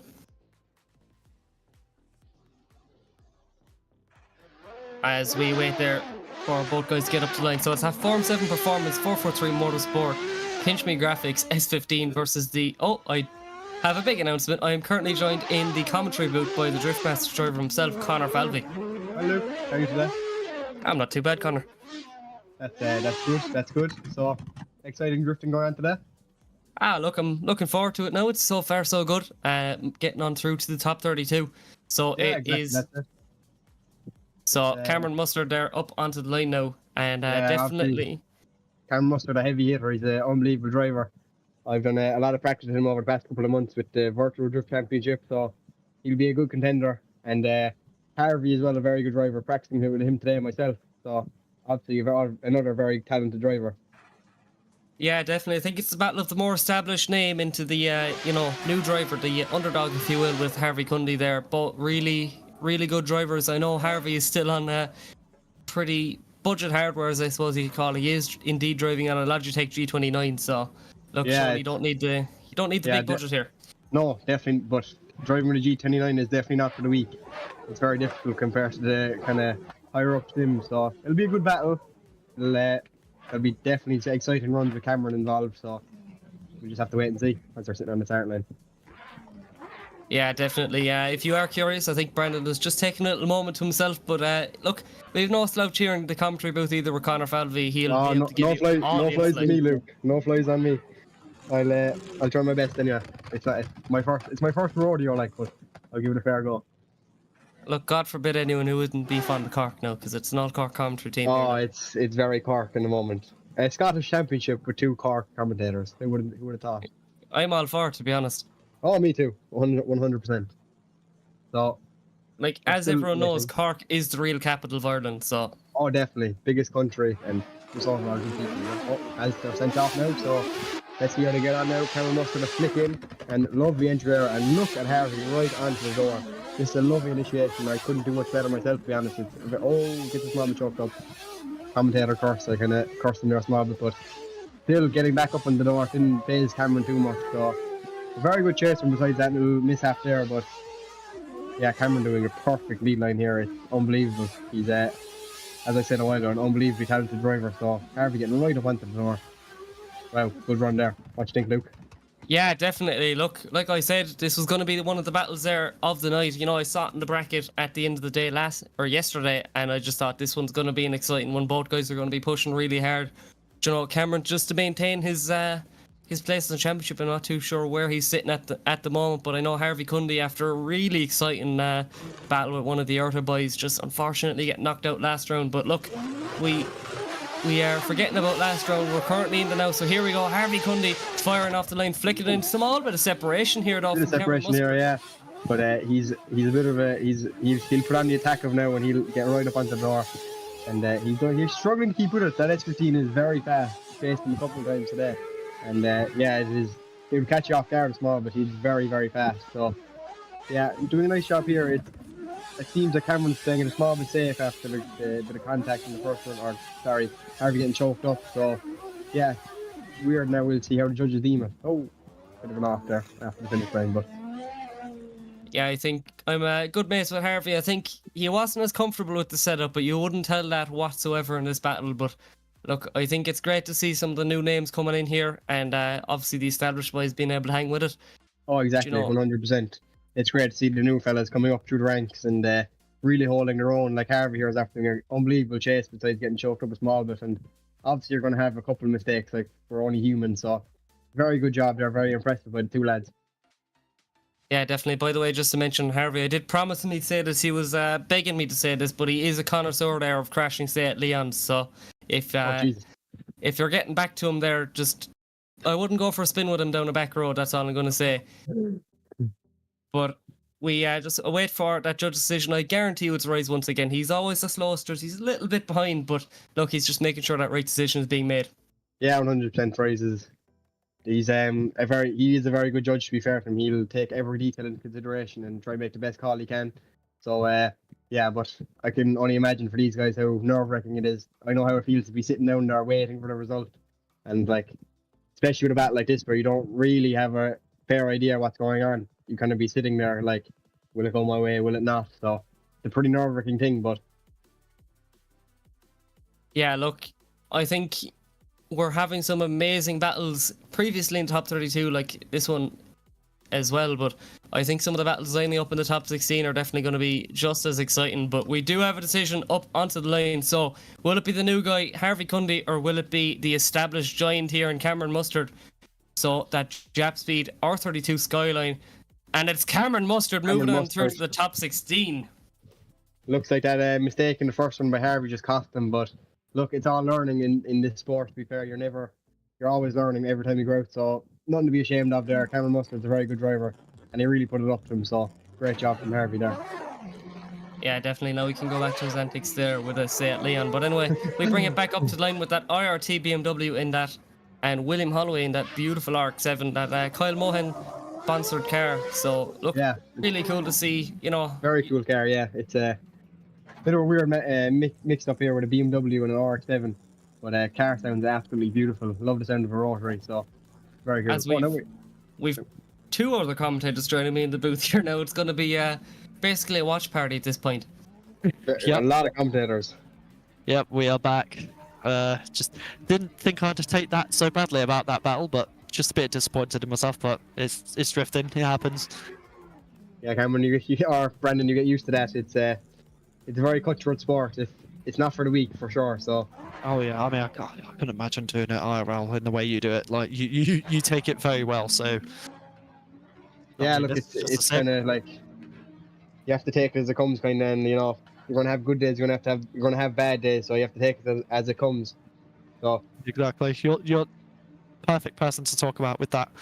Yeah, it's a lot of experience with the bad luck recently, unfortunately, but look. And this battle kicks off here now when we have William Holloway. I'm expecting fireworks here from William. He's a very good chase driver. He gets right up nicely here onto the door, making very brave dives here. Oh, just get a bit too close for a transition. He gets a small bit choked up, but look, it's not phasing him. He's getting back up on the door. He's not losing his head. He's staying in the game. So it's obviously a big mistake. He'll be docked for it, but I'm sure he can try and put some points back in his leader and then just hope for the best. Definitely here, as you can see, William Holloway pushing that BMW across the line. It's not every day you get a DMAC driver commentating in a series in the sim, so Definitely an interesting, different perspective for sure. Yeah, it's first time commentating ever, so bear with me. I'm You're a trying my natural, best lad. here. You're a natural. Don't you worry. Just We'll good Ah, at well, talking waffle. He's bringing all the insight here, you know, with all the experience there, you know, with IDC, Driftmasters, and Iron Drift King previously, which I think was a really exciting journey for yourself, Connor. Yeah, Iron Drifting was massive, to be fair. It was finished, I think, 5th or 6th place, so it was obviously a very good achievement. And yeah, all seat time, I suppose, was all good. And we Yeah, kick back off, definitely. and right up onto the door now as well, which is, and just not making that mistake William made and getting nicely in, back up on the door. And this is looking like he's starting to run away with it here, but you never know what happened at the end of the run. Yeah, as we continue on now into the latter half of the run, flicking it on into that horseshoe. Look at this big angle as we transition over now. Vitali making a big dive here in the IRT BMW, pushing him across the line. Let's see what way it's going to play in his favour. And look, a small bit of contact once again across the line. But I love that. yeah, look, But, all these yeah, guys, look, they make all their mistakes after the line, which I think is the main thing. yeah, after that, and obviously on the simulator too, it's you don't have to worry about buying new WYZE fab when you absolutely plow into someone over the finish line. So you have that temptation to always crash over the finish line. So Yeah, as we get that side-by-side view, I think it just gives you great insight. It's definitely something that, you know, it as a spectator, I suppose, it's always a great thing to have. You know, your memory's only so good, you know, to read. yeah, exactly. It's nice to see a key thing. a side-by-side exact, like. But I know by no means a judge, but I'm starting to think that Tala is going to get this one. He had a very, very tidy 2 runs there. And look, William giving it his all, but it's very easy to happen to get choked up in a transition. So it's just something you have to be really careful with. And it's a fine line between leaving too much of a gap and getting too close. So it's definitely not easy, but he done a great job after that. Yeah, and I do believe we have a decision. So swipe it left for Vitali, swipe it right for William Holloway. So 2 very different chassis, and it is Vitali Isav going on through there to face Cameron Mustard in the top 16. So we're going to be taking a very short break to move it on there to the top 16, so bear with us.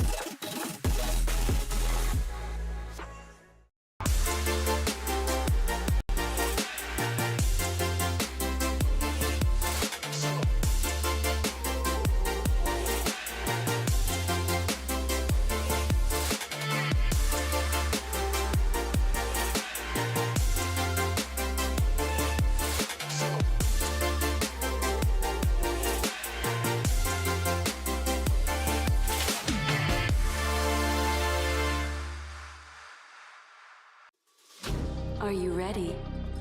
I'm ready.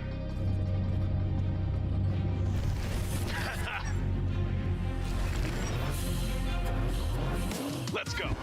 Show me what you got. Oh, Is that everything you got? last turn. Catch me if you can. That was great.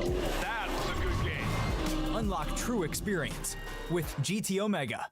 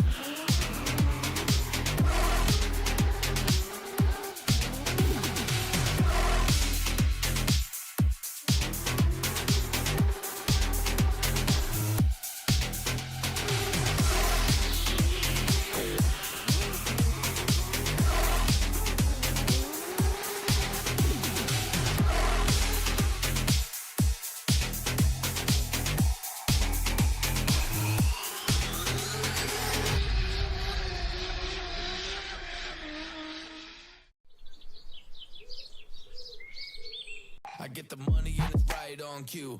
Keep the duffel bag up inside my coupe. Hold a couple racks, tell 'em I love you. You wanna be a boss, do it like I do. Yeah. Get that money, I'ma flex. I get that money, I'ma flex. I get that money, I'ma flex. You now rockin' with the best.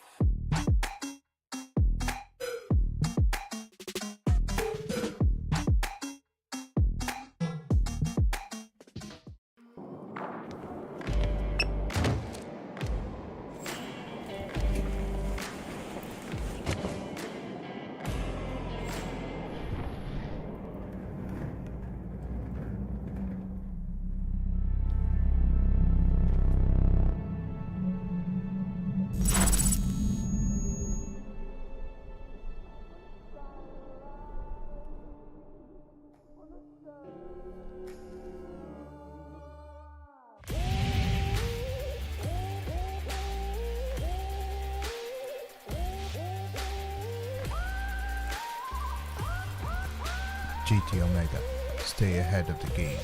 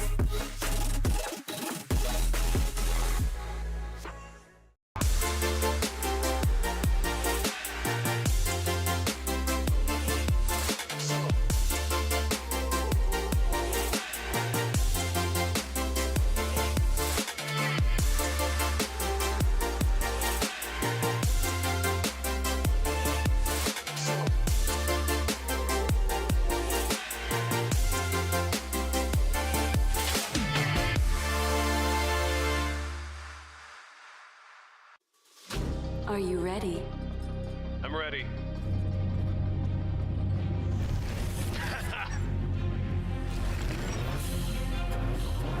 Let's go. Show me what you got. Oh, Is that everything you got? last turn. Catch me if you can.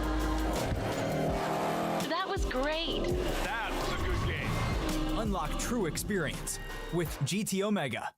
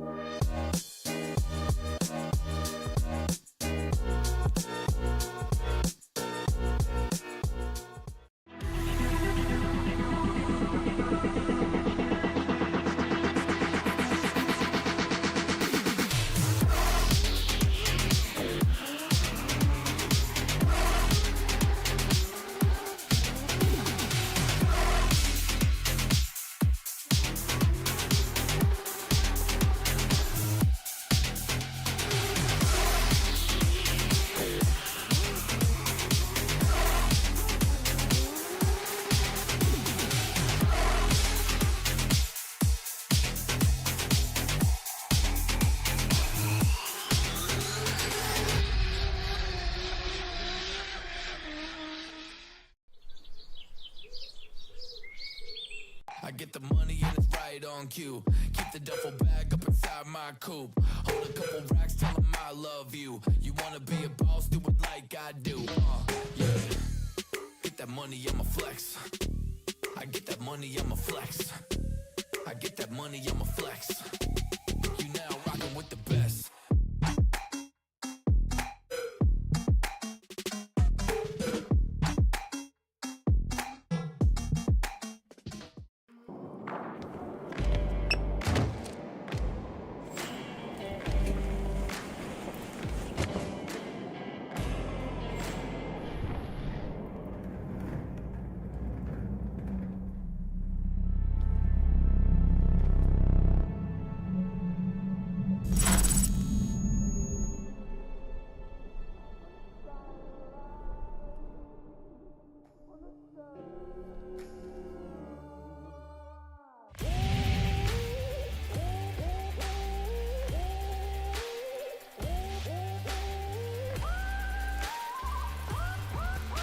GT Omega, stay ahead of the game.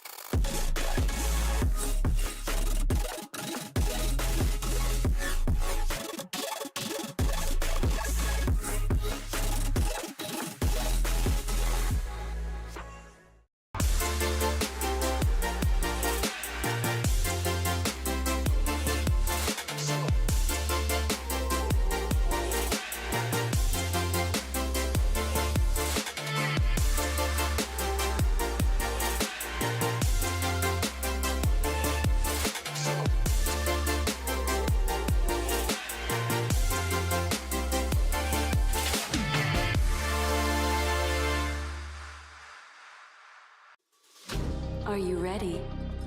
I'm ready.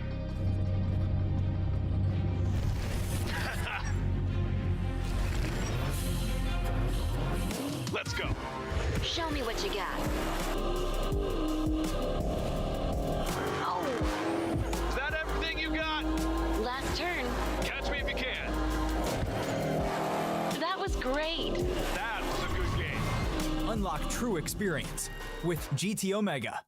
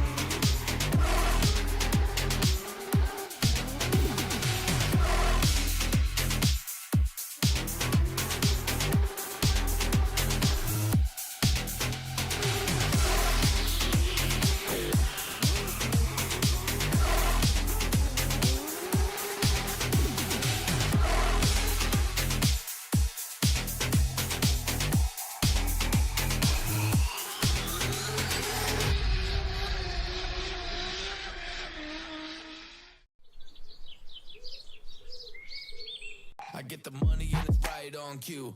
Keep the duffel bag up inside my coupe. Hold a couple racks, tell 'em I love you. You wanna be a boss, do it like I do. Yeah. Get that money, I'ma flex. I get that money, I'ma flex. I get that money, I'ma flex. You now rockin' with the best.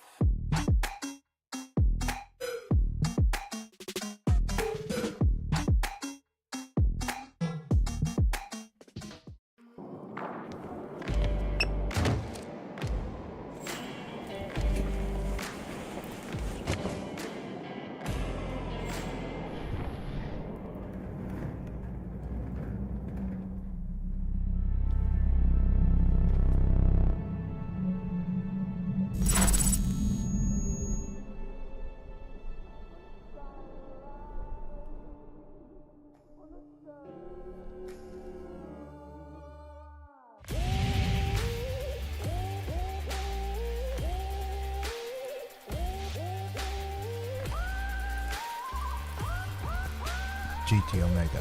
Stay ahead of the game.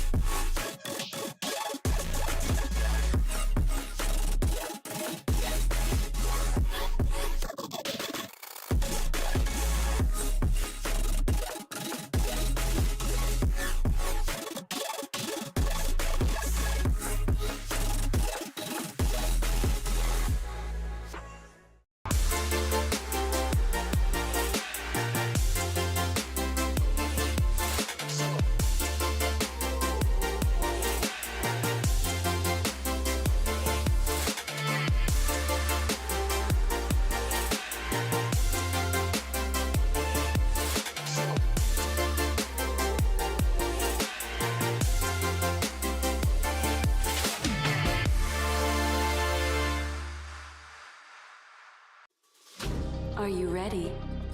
I'm ready.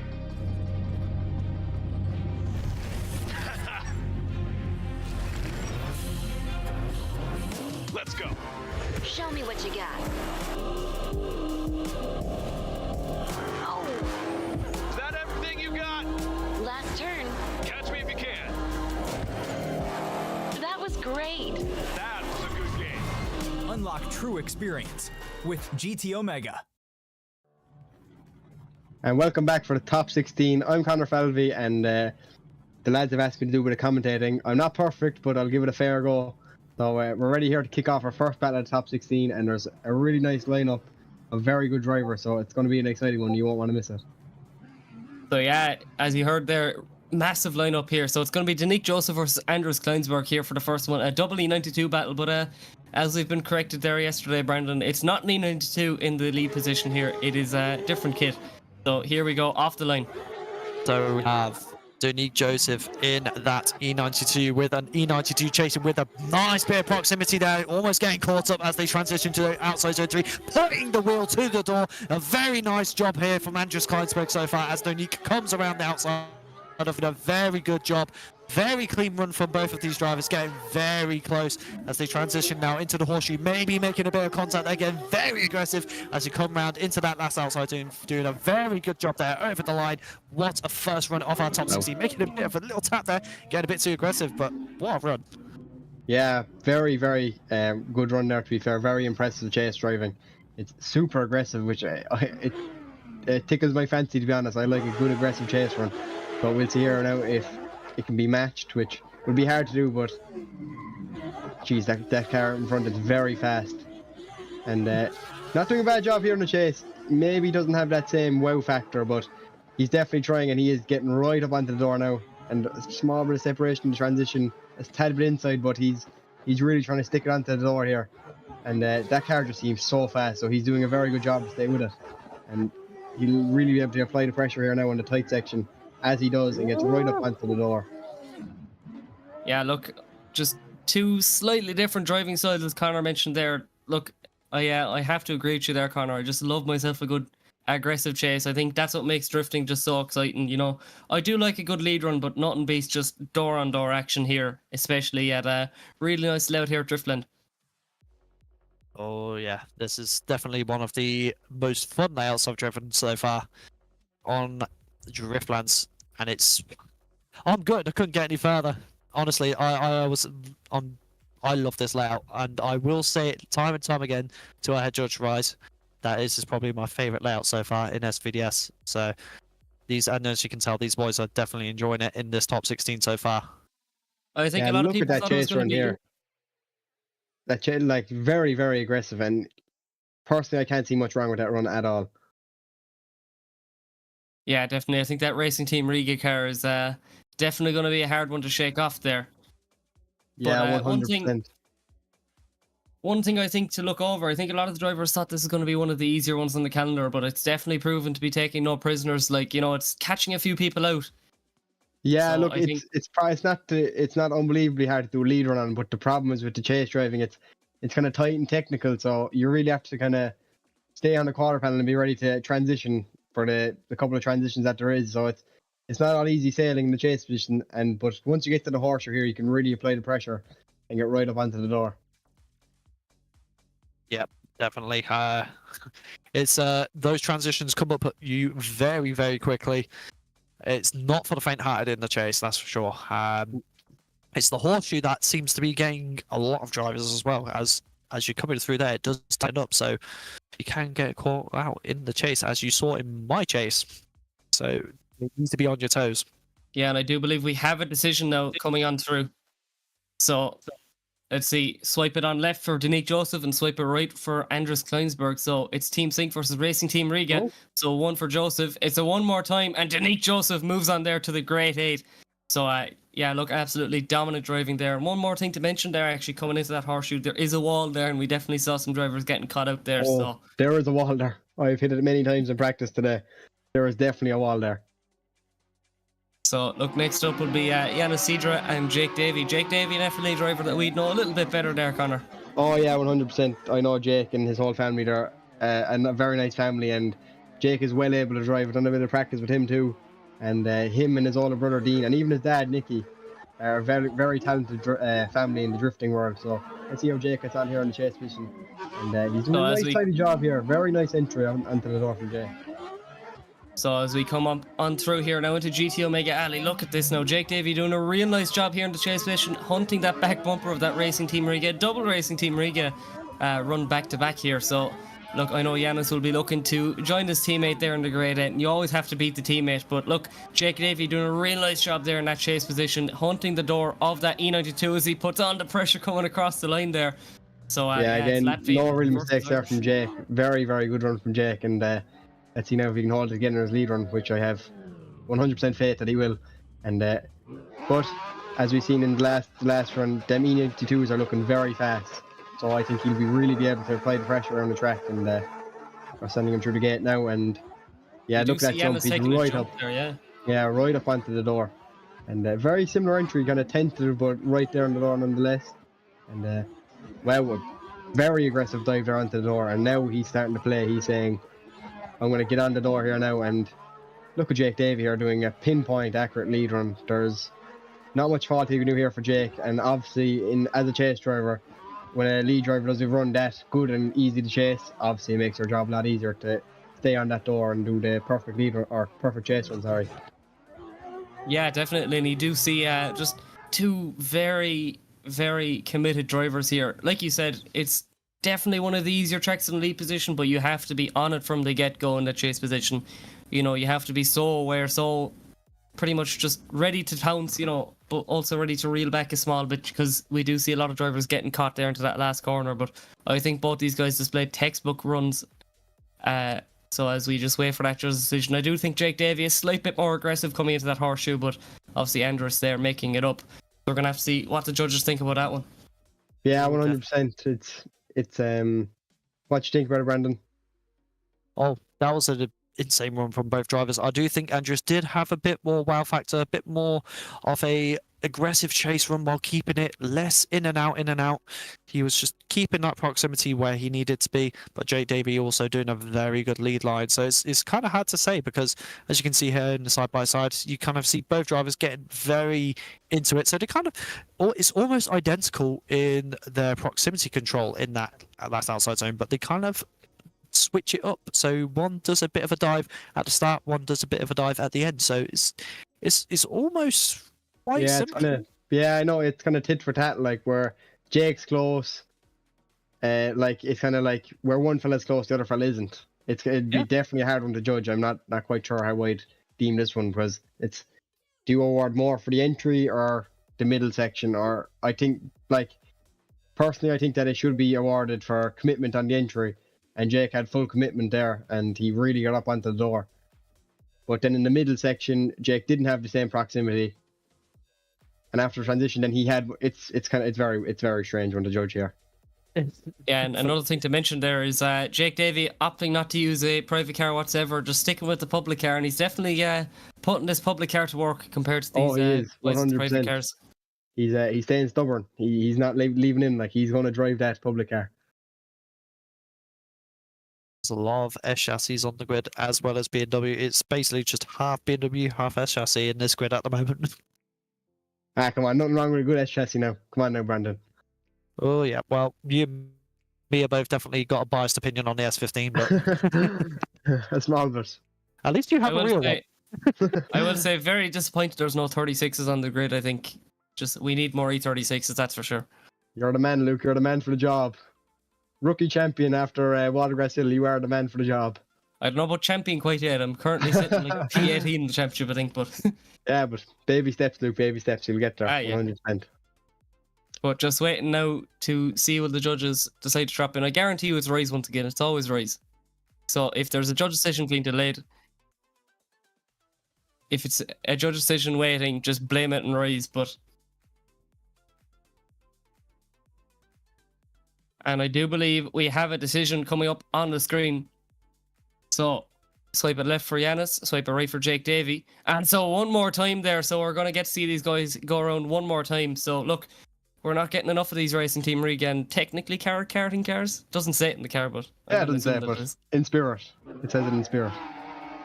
So yeah, one more time. It would be the best call, to be fair to the judges. It was very, as I said, tit for tat. So we'll see him go again, and hopefully there'll be a more decisive factor in the run. And we don't have anyone down in the waiting area for the next battle. Well, next battle is the OMT. They've just got to reset that. Oh, they're going straight. Oh, okay, they're going straight to the 1P. Oh, sorry, I'm a rookie. I'm a rookie drifting. Sorry, lads. I mean, is it in so Drift Masters? If you go for an OMT, is it do they run it straight away or do they send you back the next battle? Yeah, the next battle after, because obviously in real life you can't just press the button and go back to the pits. There's a bit of work and changing the tires and whatever. So, well, we're gonna have to get F1 pit stop teams. Yeah, 100%. I can't ask any more of my pit team now. To be fair, they do a very good job, and obviously I'm a rough operator. I'm a rough operator, so you know. Wow. Look at that. What an initiation from Jake Davy there, putting the pressure on almost. Jake Davy must have heard us, because he is on a mission now. This is very impressive stuff from Jake Davy here. An absolute belter of a chaser and almost taking out Andreas on the initiation. Oh wow, this is. Oh! Throws it all away. Oh, Jake. So unfortunate. As I've been saying though, in qualifying and today, that is a section where you do not want to catch yourself out on the chase, as it is a dangerous point to spin out. And as you can see, I will say he did max out his style points by doing a backwards entry into that last corner, but it didn't work out. But he said, look, it was close all the way around. I think so much promise there from Jake Davy. What could have been, but look, Yanis definitely knows he has an advantage to this stage after he saw Jake kind of cutting into the grass. But look, it's still anyone's game. Like, it looks to be going one way, but all it takes is one big mistake there from Yanis. Yeah, exactly, Luke. It's not over till it's over. So we see an entry, and Yanis to be playing it safe here. He knows what happened if he has a spotter. So, but he's still nonetheless sticking up to the door. But he's not doing anything, kind of stupid. Like, he's not going to overcook it. But he's doing a very tidy job here behind Jay. Very, very nice chase run here. Yeah, obviously. I think when Jake is such an experienced driver within the game and real life as well, I think he wanted to put on a show for us, but I think it just caught him out a little bit. But Yanis also putting on a show for us here, just doing the safe thing, and I think that'll definitely see him through there to the top 8 to face his teammate in Nick Joseph. Yeah. We would definitely have to see. We just see the judges confirm it. Yeah, Yanis gets a win, but no shame on Jake Davy there. The entry in that chase was the best I've seen on that track so far. So hats off to Jake there. That was a very good 2 runs. I don't think I would have been able to keep myself controlled if that was me doing an initiation on that. That was insane. Me neither, to be honest. That was a very, very good initiation. Sorry. There was a lot of chaos going on. So I do believe our next battle will be Daniel Andrev versus our first Urta car in the top 16 in Ernestus Yakubulis. Oh yeah, that's unfortunately that's the battle I lost. Yeah, so obviously Connor, you can mention on how fierce of a competitor Yakubulis is.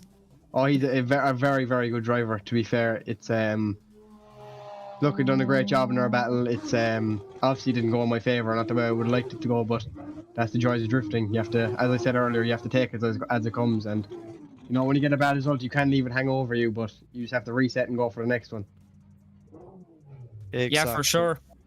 Like, there's so many highs and definitely some lows in there, but I think if you take it on the chin and just realize, look, we're here for the crack of it, we're here to enjoy it, and I think that's what drifting's all about, just enjoying yourself. At the end of the day, it's a stupid sport where cars go sideways, but Yeah, we exactly. happen to take a liking to it. And as Dave Egan said to me in Spain, he said, if you can't handle sport, don't play sport. So you just have to take the good with the bad and just try your best all the time. Yeah, so we are waiting up on the line. So once again, it's a BMW versus S-chassis battle, but slightly more uncommon BMW on the line. It is a 1 Series BMW. I think it's the only one of the grid as we mentioned earlier on. So look, let's see what Daniel can do with Ernest is hot in his heels right behind him as he gets right on the door of that 1 Series BMW, transitioning across now into GT Omega Alley. Look at this now, putting on all the pressure here onto Daniel, but Daniel unshaken, keeps his composure there across the bank as we transition over now into that horseshoe on big angle. Look at this. Let's see what will Yubas do as he gets right on the door now into the horseshoe, pushing front wheel to front wheel across the line. What a run there from Ernestus Yubas in the chase and Daniel in front. Yeah, 100%. Very, very impressive chase driving there. Just doing enough to stay right there, not doing too much, and yeah, very impressive stuff there. I don't know if he went a bit. I think he went a bit too far towards the end. To be honest, that was just kind of being a bit of a show off. That wheel to wheel, like, just, wow! Just Anessus doing what he has to do as they come with the lights going green. Anessus initiating in here, and yeah, a bit heavy there in the left foot brake, but Daniel not phased behind him, doing a very textbook job, and gets right up onto the door. Now this is going to be a hard one to knock for the judges so far. They are just two unbelievably talented drivers. What a transition there onto the door. It's wow, this is very impressive stuff here, to be honest. Jeez, that's unbelievable. Unbelievable stuff there from Daniel. And yeah, oh my god. Yep. Wow. Unbelievable. Welcome to round 2 of SVDS, folks. This is not even the top 8. This is some unbelievable driving so far, and Estes doing an amazing job. But as you can see, Daniel responding with an even more powerful chase. Obviously, both of them are rivals in the Virtual Drift Championship as well, and also many other championships, mind you. So they know each other's driving styles very well. They know how to push against each other, and they're just proving that today. Insane battle. Yeah, unbelievable battle there, and these lads obviously did have a lot of seat time behind the wheel in their simulators. They do a lot of practice together in the Virtual Drift Championship and stuff. Sorry, I'm getting a bit caught up in my words here and everything. Just but yeah, very, very tidy job here from two of these guys. Two heavy hitters. It's a shame to see him so far because this battle could be the final any day. Oh yeah, definitely. I would hate to see these guys time spent in AC with on Steam there. I think it would definitely be into God knows how many digits at this stage, but look, it definitely proves it here. Oh, definitely. It's 100% worth it, and I'd love to sit these guys in a real car because the hours they have in the sim would definitely pay off, and I think that they just have the talent to be able to drive, and they're very impressive, the stuff that they do. Like, some of the transition stuff that you could be able to do in the simulator, like look at this wheel-on-wheel action. If you'd done that in real life, your shock would be left on the track. Yeah, the Euro signs would definitely start piling up. Yeah, 100%. To be honest, I think if anything, you'd be doing a tray flip with a drift car. Yeah, it wouldn't be pretty, but on the sim you get away with it, and they are taking full advantage of that. Very, very impressive stuff. I'd love to see if they could make this work in real life.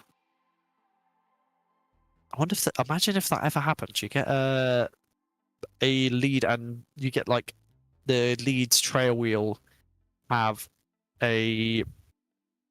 Can't get my words together. You have the chase driver's lead wheel get jammed between the front quarter panel and the shot. Imagine how the decision drops in, and I'm not too sure here who's going to get it. Oh, and Ernestus gets one vote one more time, and Ernestus gets the win going through to the great 8.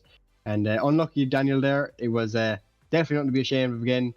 Similar enough to Jake Davies' run. It was very, very aggressive. A lot of impact, and no shame losing to Ernestus. He's on a serious drive for that.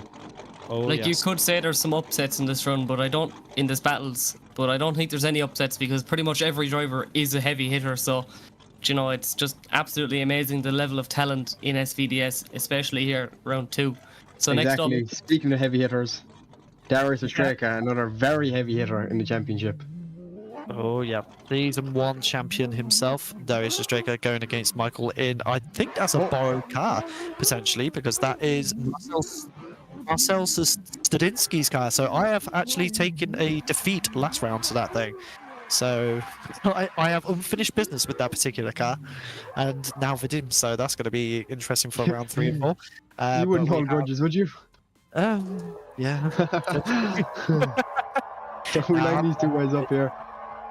And the lights start to go off here now, and they are green. And Darius waiting a second here on the start line. Obviously, that would be very tricky for the chase car to kind of time, and because you go and then you stop and you go again. But yeah, he seems to be getting back up in the door here. Obviously, it'd be very hard to kind of make up ground again after someone waiting for a second on the start line. But he's doing a great job here nonetheless. And Darius Ostreka doing exactly what he's known to do, doing a perfect lead on here.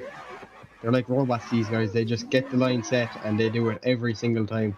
So, look, not the ideal perfect chase, but at the same time, for what he was given, he's done a very good job.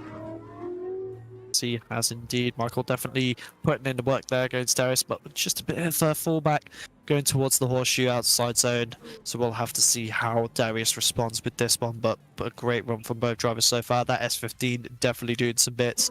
I mean, S15 versus Marcel's car, so this is a bit of a repeat, so we'll have to see how it goes this time in round 2. Hopefully, nearly every battle so far in that top 16 has been an S chassis versus an E chassis, but that wouldn't be an E chassis. It would be a BMW of some sort. And look at Darius Ostreka right up onto the door, doing an excellent job here in the chase position. And just notice there, that is a very big spoiler on that car. Oh yeah, not as big as mine though. Battle of the spoilers there. Yeah, battle of the spoiler. Whose spoiler is bigger? I've had a few conversations about that in the past with a couple of the people, but Darius doing an absolute belt of a chase run, just doing what he has to do to be on that door, not get too crazy. Exactly, a very nice run here from both guys. Darius having a bit more of the impact, but with a bit of confusion at the start line in the first run, it's very hard to tell. But Darius is just so smooth in the chase position. He's always thereabouts, and he really knows when to jump on and attack the door. Yeah, and by the way, the winner of this battle will be moving on to face Ostreka's teammate in Ernestus Kubelis. So, look, it is the one unspoken rule in drifting, which is now spoken, I suppose. You have to beat your teammate. It's always something you have to do. Exactly. It's a bit of pressure you actually put on. And speaking of teammates, it's a bit of a story that I probably shouldn't tell. But back when I was driving IDC, me and my dad were a team, and on one fateful day we got a battle in Watergrass Hill. And I was thinking to myself, I'm gonna go out here now and I'm gonna drive as hard as I can. And we pulled up for the results anyway, and my dad got the win. The slagging was absolutely cruel. Yeah, definitely. I still don't live it down to this day. You're always going to be bringing up no matter what. Like, well, I beat you this time. I had you there. Like, so. Yeah, it's always going to be brought back to that one situation, no matter what. He's got to, because you're definitely on the up and coming. So it's going to be hard to compete with the likes of you later on. And the result is in, and yeah, Darius is getting the win there. Very, very tidy 2 runs. And so in the top 8 will actually be the first half of the top 8 will actually be purely teammate versus teammate. So first up, the 2 racing team Riga cars will be going, the 2 Urta cars will be going. All I'm going to say, Connor, is just, we've got to get our minds ready to be blown further than we've ever had them blown before, because that's just going to be an insane battle, because every time they go against each other, it seems to be the craziest battle we'll ever see, and it gets exactly better. Yeah, there's going to be fireworks here, because no one wants to be the Conor Falvey in the situation, getting slagged losing to your teammate. So, they're going to be pushing hard 100%, and but in the second half of the bracket we have some very heavy hitters. A man I know very well, Owen Magner. He's a very, very close friend of mine, and he's also my spotter. And the man is just insane on the sim. He's one of the best people to practice with. And we have a big road traffic collision here in the burner box. Cameron must have decided he didn't like the front bumper of that car, apparently. No, that front bumper is mincemeat after that. It's the one thing about the sim, it can get very goofy in between the battles. Yeah, at least you don't need to be going repairing fiberglass or anything, so you're alright. That is So true. as that we is true. bring it back up to the line now, and it's a double skyline battle, so it's going to be 33 versus the newer 34. At last, we have a different chassis. So and it's not just BMW versus S chassis anymore, but it's still two Nissans, so look, Yep. still Now, not ideal. All this At the same time, are you crazy running an R34 drift car? Possibly. yeah. But look, it's only virtual. You don't need to pay for it, thank God. Exactly. Because the prices of those things are just creeping up and up. Oh, with- scary money. Do you know what? We might actually start getting an inflation of R34 models now. So look, the rust off an R34 has probably gone up to a few grand at this stage. It's definitely getting to a very scary thing, considering these were just old 30-year-old. To most people, they're just 30, 40-year-old Japanese cars that no one really cares about. But Exactly. I was just about to say that. You took the words out of my mouth. Like, you're paying close to 100 grand for a 30-year-old car. Like, in the grand scheme of things, if you don't know, you're like, what is this fella at? Like, it's definitely hard to explain. It's the same over here with everything to do with drifting or rallying, especially if you look at the likes of the Ford Escort Mark II, you know, paying crazy grand for money. a car from the 70s. But we are ready to go off the line, so it's going to be Barna versus Nicholas. They flick it in here.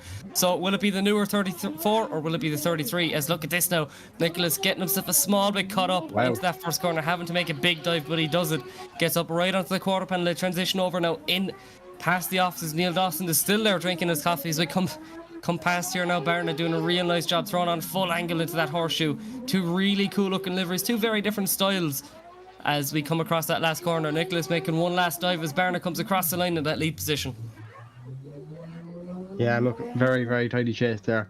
Ozzy got caught a small bit caught up in the first corner, but yeah, he made it up for the second half run 100%. And look, if I was spotting now going into the chase run, I'd be saying, you know, look, he made the mistake in the first corner, but he was on you in the second one, so you're going to have to push hard nonetheless.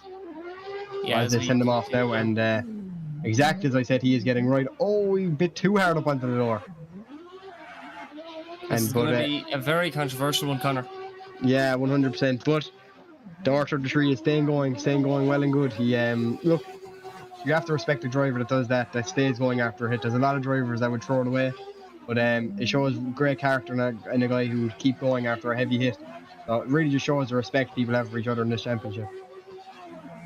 Yeah, definitely. At the end of the day, it's all fun and games. I know there's definitely some prizes on the line with the likes of the GT Omega ART cockpit and the amazing prize money there supplied by SVDS and some of our amazing sponsors.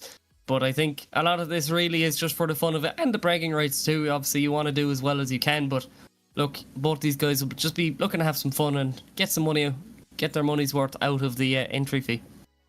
Oh, exactly. And when you're enjoying yourself, you're halfway there. So the results will come when you enjoy yourself. So look, these lads here are doing a very, very good job. And look, the contact is obviously a big decider, a big decisive factor in this. But at the same time, there are mistakes from both guys here. And we're by no means judges, so we just have to wait for a decision here.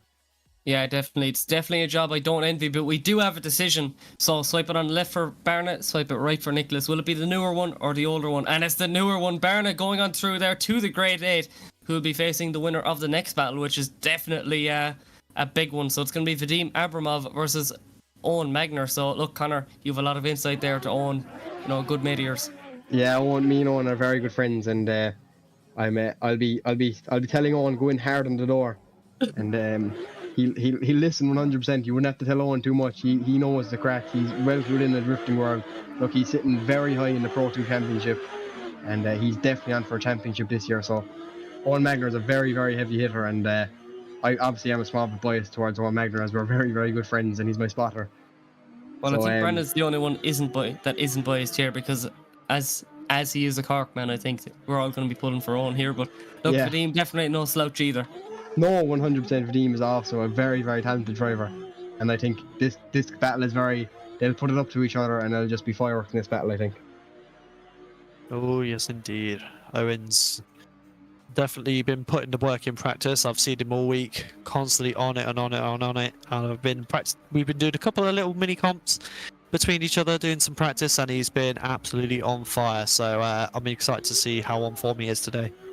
Yeah, 100%. But Vadim is nobody to sleep on. I done a couple of runs with Vadim today, and he was on my door everywhere. So definitely no slouching on Vadim either. So it'll be a very good battle. And yeah, we just have to see what he done. There's a long time wait on the start line here. Yep, It's a nerve-wracking place to be sitting. Oh yes, we know that pressure all too well. Yeah, geez, 100%. It's not a nice feeling. Really easy to get in your own head here. So it's as the lights go off, as I said it. So we have Owen Magner here now to chase him in, and Owen Magner getting that jump perfectly timed and tidy job here now. Not getting too aggressive, saying that I'll hang back and make a good job of this, which he is. Which he's not fully on the door, but he's definitely a very tidy job, but not making any mistakes. And he's really going to push him here now, as Vadim's car is very, very fast too. Look at the pace through the intersection there. And Owen Magner doing the best he can, getting up onto the door. And he'll really push him here now into the horseshoe, and Owen Magner getting right up onto the door like I thought he would. Yeah, very good chase from Owen here, but also a very, very good lead, easy to follow. So, yeah. Beautiful work from there from Magner. Vadim doing a solid lead as well. So a very good first half to this battle. Yeah, definitely. It's so easy to look over and just see that amazing chase, Renton, but look, you can have a good chase without a good lead. And I think both drivers really displayed that. Owen Magner taking a small bit tentative than I know he's capable of. I think potentially wanted to play it safe, not risk anything. But anyway, we are ready to go off the line now. Vadim in the chase. Owen smoking out Driftland here as he initiates, and Vadim is right with him here. But Owen Magner on an unshakable lead line here so far as they transition back over. And look at this, another big dive there from Abov. This is a very, very good chase run here, and Owen Magner obviously giving him all the cards to play with here. Really setting out that nice lead run, and I can't see much wrong with his chase, to be honest. It is absolutely unbelievable. Oh, Baxter in here next to Owen Magner, which is very, very impressive stuff, but of course you can't have a good chase with a good lead. I know that all too well, so good job here from both drivers, and we just have to see what the judges' result's going to be. That was definitely impressive. Very, very impressive through that last transition. Being able to hold that, almost going into a full backwards entry into that transition. Yeah, look, a very, very impressive chase run there. It's you can see a small bit of separation between the two, but there's just a bit of pace difference there. But Owen Magner still making an absolutely great job here of the cars he's dealt with. There is also championship stakes at the line. Owen Magner currently sitting P3 in the championship after a very good finish at round 1, with his teammate also on the podium with, well, the same car really, with Mark O'Rourke winning the event last time, unable to make it unfortunately. So yeah, Mark O'Rourke has a broken foot at the moment. Oh yeah, so he can't really pedal a car with a broken foot. That's unfortunate. Well, hopefully he'll recover soon. Yeah, hopefully he'll be back for round 3 as Mark O'Rourke, another very, very talented driver.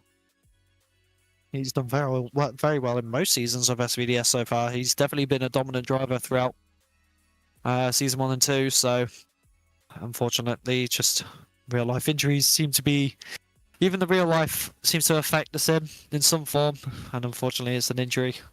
I've been there all too many times, so I know exactly what kind of situations he's in, because it is so painful. The most painful part is not being able to be involved because of something that's happened to you physically. Yeah, that's the worst, to be honest. Yeah, it's not a great feeling, to be fair. I remember when I first started drifting, there was one we were going to a Drift Games bash, and I had a broken finger. I got a broken finger like 3 or 4 weeks before it, and the week before it I was thinking like, geez, will I just chance it and drive with a broken finger? And as we have a result in here, I'll finish my story after this. And we will see one more time here for both drivers, so they'll get fresh tires and they'll be back out. But yeah, as I was saying there before the result came in, I was saying that I had a broken finger, and we decided that we'll cut the cast off and try and drift with a broken finger. Definitely a brave choice there, Connor. Jesus. Yeah, I wouldn't recommend it, but we gave it a go in there. So these guys getting back out. Vadim straight back out. He must have the single studs, not the 5x120s. So he's a fancy boy, ain't he? Oh, he's going for the full Formula 1 pit stop. His own Magner not far behind. So look. No, look. I'm not going to say too much, as I'm on Magner's pit crew as well in real life. So I'm not going to diss the pit crew. Well, you were quiet for a small second there, so I think you're gonna. You came out there with the impact very quickly. Yeah, I ran the Driftland there and back. Wow. Not only a fast driver, you're a fast runner. Damn. I'm fit, but I'm not that fit. Like, come on now. As you can see here, we have. I think you're gonna have to ask Strom to see if they can hook you up with some DSi5s with a single center lock. Yeah, we'll have to try something. And Magner here taking no prisoners this time, getting right up onto the door. And nice transition here from Magner, getting right up there, right up nice and personal. And Magner really tidying it up this time and really getting up onto the door. And obviously Vadim doing a very good lead run again. But look at Magner here, just doing exactly what he has to, staying close. And wow, very brave dive there from Owen. He's doing a great job here behind him. Yeah, very great job there from 2 drivers there. Obviously, both drivers would have gotten, they've driven already in the first half of the battle, so they kind of know each other's style a bit more. They know how quick each other are, so I think this is definitely going to produce the better quality battle, as we already saw there from Owen Magner. Indeed, Vadim definitely not shown he's got the pace, as Owen definitely trying to get the chase down very nicely there, as the lights go green and Owen Magner leading in Vadim in that BMW as they initiate with Vadim on the door from the get-go, keeping the proximity nice as they transition into outside zone 3, keeping it really pinned on the door, almost wheel to wheel. That's a very, very scary zone to be in as they transition into the outer zone, coming around the office. Owen Magner doing a really nice lead line as always with Vadim on that door. This could it's almost turning like it'll be an OMT again, as it's not as aggressive as Owen in that transition, but he comes back onto the door, pinning the wheel on, tagging his door, saying, "Hey, I'm here. You ain't getting away from me, boy." And they're across the line, and what a run. Yeah, look, I would not want to be a judge in this moment. Almost, if you're comparing the 2 runs, it's lead run to lead run. Owen Magner really had a proper good lead run. It's big commitment, big angle, very, very nice stuff. But then as you switch him around, Vadim had the closer chase run. So it's kind of like, it's another one of those battles where you're kind of like, yeah, he was good here, but he was better here, he was better here. So it's a bit of a difficult one here to call, and I'm not sure. Can they have another one more time in this? Is it 2 one more times and then nothing, or? I think it is 2 one more times maximum, and then you have to get a verdict. Yeah, okay. So it's obviously a very tricky one here. 2 very, very good drivers, very talented stuff here. Very talented drivers here. What I say. Obviously, I think this is what drifting is all about. Like, you're kind of going off very small little things, minute differences, rather than, a lot of the time previously, especially as you go on through kind of top 32 where people are still kind of settling in, a lot of the time a mistake might dictate a battle, whereas this is basically, 2 excellent runs, and pretty much you're kind of having to separate very small margins to get a result. Yeah, exactly, Luke, as we're just waiting for the judges to drop in their decision. And obviously a lot of deliberating going on about this one. It would definitely not be an easy one to call. But definitely. Look at the pace of that BMW. It's so fast. Just a bit. I mean, in my chase against him, he definitely, after you come out of the technical section, that's where the BMW definitely lights up and uses all of its grip and power, and it shows. As you can see here in that left-hand screen, Vadim definitely putting the power down, getting a tiny bit of a gap, but making sure you can stay with him. And yeah, definitely no slouch of a car. And it caught me off guard, that was for sure. As we have a result, so swipe it on left for Vadim Abramov and swipe it right for Owen Magner. So let's see, will it be BMW power or will it be Toyota Superpower? So it's a one more time. Vadim, and it's Vadim Abramov hipping Owen Magner out there. What a battle. Look, I think that was definitely a fully committed 4 runs there, I think. Yeah, exactly. It's look, Owen Magner will be good with that one, but as I keep on saying, he just has to reset and go for the next one. And yeah, unfortunately for even for myself to watch Owen, as we're very close friends, it's hard to see him lose. But Vadim on a serious drive there. He's a well-deserved win there from Vadim. Definitely, indeed. So we're going to be moving on now to Kieran Bond and Caden James. So yeah, it's going to be another Super versus BMW battle. Slightly stranger BMW, I suppose, as we've normally seen, as it is the Wild Monkeys car coming up to the grid. And Brandon, there's always a bit of a story with the Wild Monkeys guys. They just can't do it normally. Oh, honestly, those cars, their identity changes more than I've ever seen any car like. They make some really weird and wacky contraptions when it comes to their cars. So it's But they know how to drive them. They know how to Oh, drive them. 100%. They are definitely fond of the quirky cars. They're definitely not one to be thinking twice about, though. They are here and serious, and they want to make sure that they can show that they're ready to win. As we get Cameron Mustard up to the line. As we do see Caden James now coming up to the line, and then Kieran Bond not far behind in that plain red Toyota Supra. Well, what a nice looking car that Supra is. Very clean looking car. Big wing on that as well. A big wing. I mean, look at the size of the chin on that BMW. It's huge. Yeah, that if you spun out in front of him, that would not be pretty sight coming towards you. So it almost gives me a Thanos vibe. Yeah, kind of. Yeah, it just would not be pretty. Imagine that coming towards you as fast as it can. You would step out of the way. Oh yeah, definitely an intimidating car from the front. Yeah, 100%, and a very, very good driver too. Doing a lot of practice with him too over the past week, and definitely no slouch. And yeah, so Kieran Bond to take on Caden James as they're just waiting for the lights. The RYZE is stacking on the lights. He really has these guys waiting at the starting line. Oh yes, Really getting them leg trembles dialed in there. So I think so far he is currently just sat in the voice chat with them, making sure everyone's gridded up and correct, and everyone knows where they're supposed to be.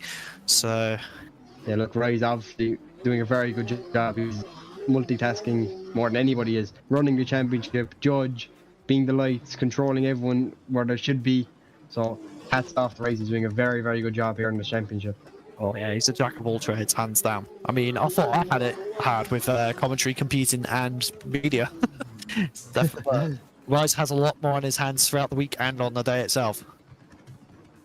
Yeah, look, everyone plays a partner. To be fair, you're obviously doing a very good job too yourself and with the media and everything. So, okay, James jumping a small bit early there, but wow, very, very aggressive entry here onto the door, and Bit of connection. absolutely love how that Supra looks, and it is looking very fast during the circuit.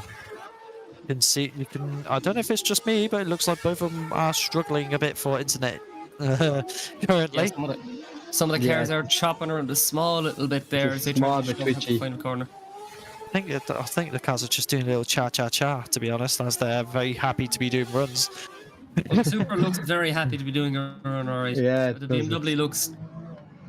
Or I don't maybe know it's what nodding the his head, BMW doesn't want looks to be there. Well, It's, like you said, Connor, if you saw that thing behind you, it was... Yeah, I'd be nodding my head too. It's yeah, as they reset him now, they switch him up, and we'll have that absolutely beautiful Supra to chase in Caden James. You really like that Supra, don't you? Yeah, I have a soft spot for that Supra, to be honest. It's and they send them off now, and well, very tidy entry here. We're not getting choked up, and Caden James full tilt here around the first corner. Oh!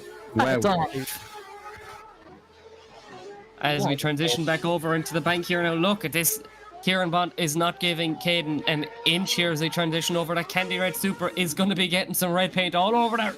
Look at the transition there now onto the door from Caden James, pushing him across the line.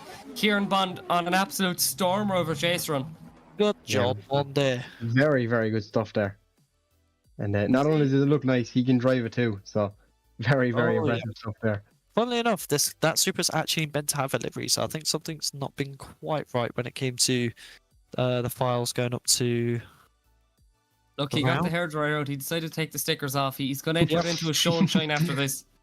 That might be it. There must be a festival going on at Driftland at the same time. I've just not seen it.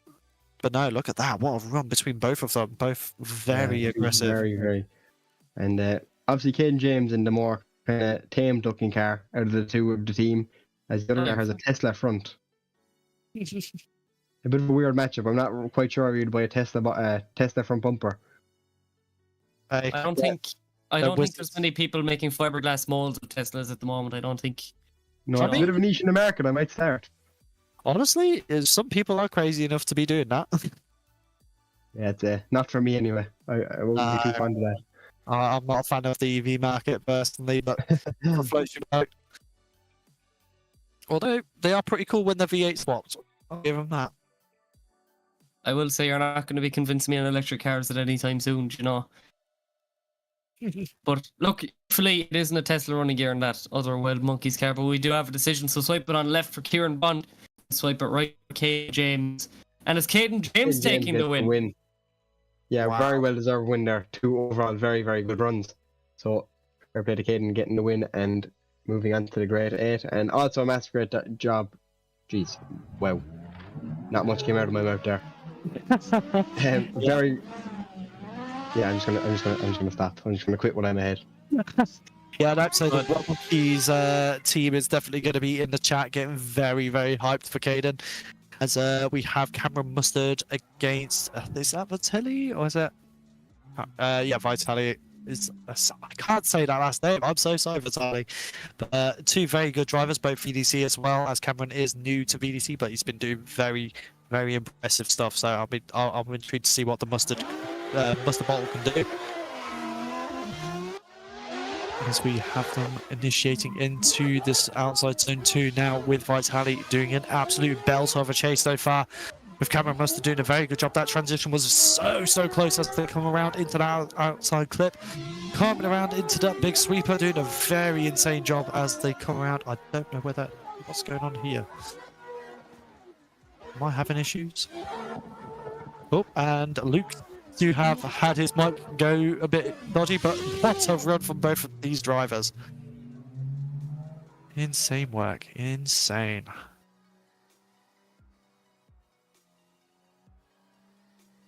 As we get them to swap around here for the second part of the run. And we have Bluefin in the chat saying, now who said about the Tesla? Who said what about the Tesla? I don't know what you're talking about. We weren't saying nothing about Tesla. Were you, Connor? Were you saying anything about Tesla? I don't think we were. I was just saying that's a bit of a weird mix-up. But I'm not hating. I'm all for the quirky cars. Bluefin is one of the Wild Monkeys boys as the lights go green with that BMW leading in for that R32 with the R33 cut half front bumper replica car as Cameron Mustard puts the pressure on, coming around into that transition, keeping it close but maybe getting a bit caught up there from Cameron Mustard as Vitelli does a very good job so far, coming around into the outside of the office. Doing that nice outside zone by the bank. There's a very dangerous place to be if you go too deep as they transition now in towards the horseshoe, coming around with a big, nice controlled dive there from Cameron Mustard. Vitelli doing a very good job, keeping it wheel to wheel, doing a very textbook job from both of them. It does look like we are having some issues in the server potentially with connection, but very good runs regardless. Yeah, 2 very, very solid runs there. I agree with you 100%. It's another call which would be pretty hard to judge. I wouldn't want to be a judge at this point in time. I'm quite happy here commentating. Yeah, I mean, to be fair, commentating can be quite a daunting task as well, to be honest, when you're not used to it. Yeah, as you've seen there, I've been getting caught up in I got caught up in my words, and I'm trying to say it. It happens, mate. It happens to the best of us. Even it happens to me enough. and you're the best of them, like. Well, I'm still new to commentary myself, so we all learn. You can pick it up very quickly. So. Yeah, exactly. Yeah. We just have to sacrifice our. We have to sacrifice our throats for it, sadly. Yeah. Look, it's Connor, you definitely have experience with the best in the business there with Dave Egan, I think. Yeah, 100%. He's What happened to your mic, Luke? What happened? I just had a few mic issues there, so thankfully I'm back. You couldn't get rid of me that easy. We missed you. Yeah, it's a bit lonely without you, even though we've got Connor here. It still feels a bit quiet. Listen, there was a small bit of the county, but we just needed that little bit more, a small little more sprinkling of just the best area in Ireland, as we've proven. As you can see, what do you think to these runs so far, then, Luke? As you didn't get to really say much about it. Yeah, definitely. I think. Look, obviously you saw a bit more of aggressive chasing on Vitali's part, but overall I think it's going to be very hard to separate these two guys. But, you know, once again, it's going to be a Nissan versus BMW battle. I think it's kind of the genre of the week, really. But anyway, we do have a decision, so it's going to be Cameron Mustard or Vitaly Isav. And Vitaly going on through to the top 4 now. Oh, sorry. Are we in the grade 8? Oh, sorry, no, we're in the grade 8 now. Sorry, whoops. You're slacking. Small bit wrong. I'm ahead of myself. Slacking. Small bit ahead of myself, but look. The the IRT driver going on to face the Wild Monkeys guy. And there is your bracket there for the Grade 8. And look, once again, so far has been, since for the top 32, it's once again stacked in the Grade 8. And some really exciting battles coming in here. Yeah, look, it's anyone's game here at the moment. It's a lot of very good drivers here. Like Darius Drake, we have Yanis. Well, we have the two teammates here. Well, the double set of teammates here going against each other. And on the other side of the bracket, we have Vitaly and Caden James will be a very good battle. And Vadim and Varna will also be. And will be a very good battle. So we're going to cut to the ads now while we get the server reset and get the drivers ready to get their head in the game. So we'll be back after a short ad break.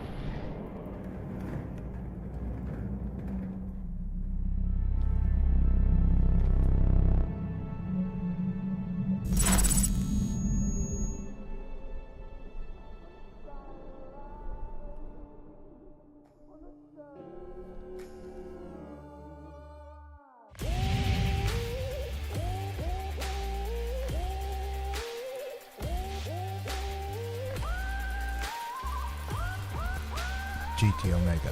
Stay ahead of the game.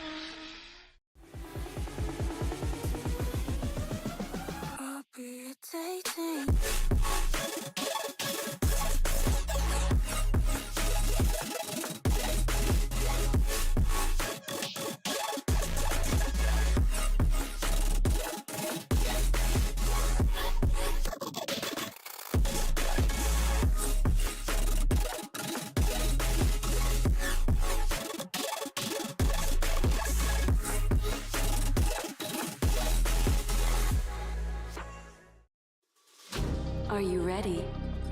I'm ready.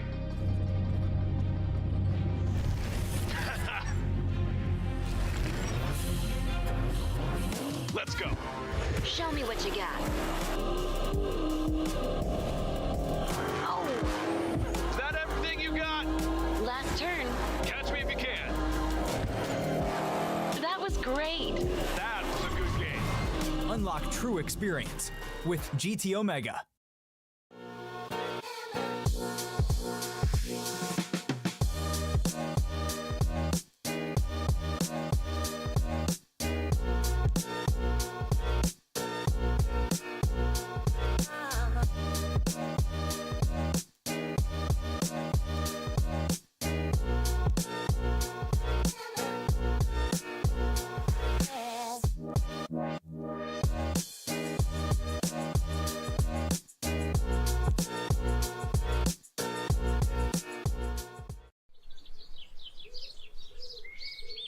I get the money and it's right on cue. Keep the duffel bag up inside my coupe. Hold a couple racks, tell 'em I love you. You wanna be a boss, do it like I do. Yeah. Get that money, I'ma flex. I get that money, I'ma flex. I get that money, I'ma flex. You now rockin' with the best.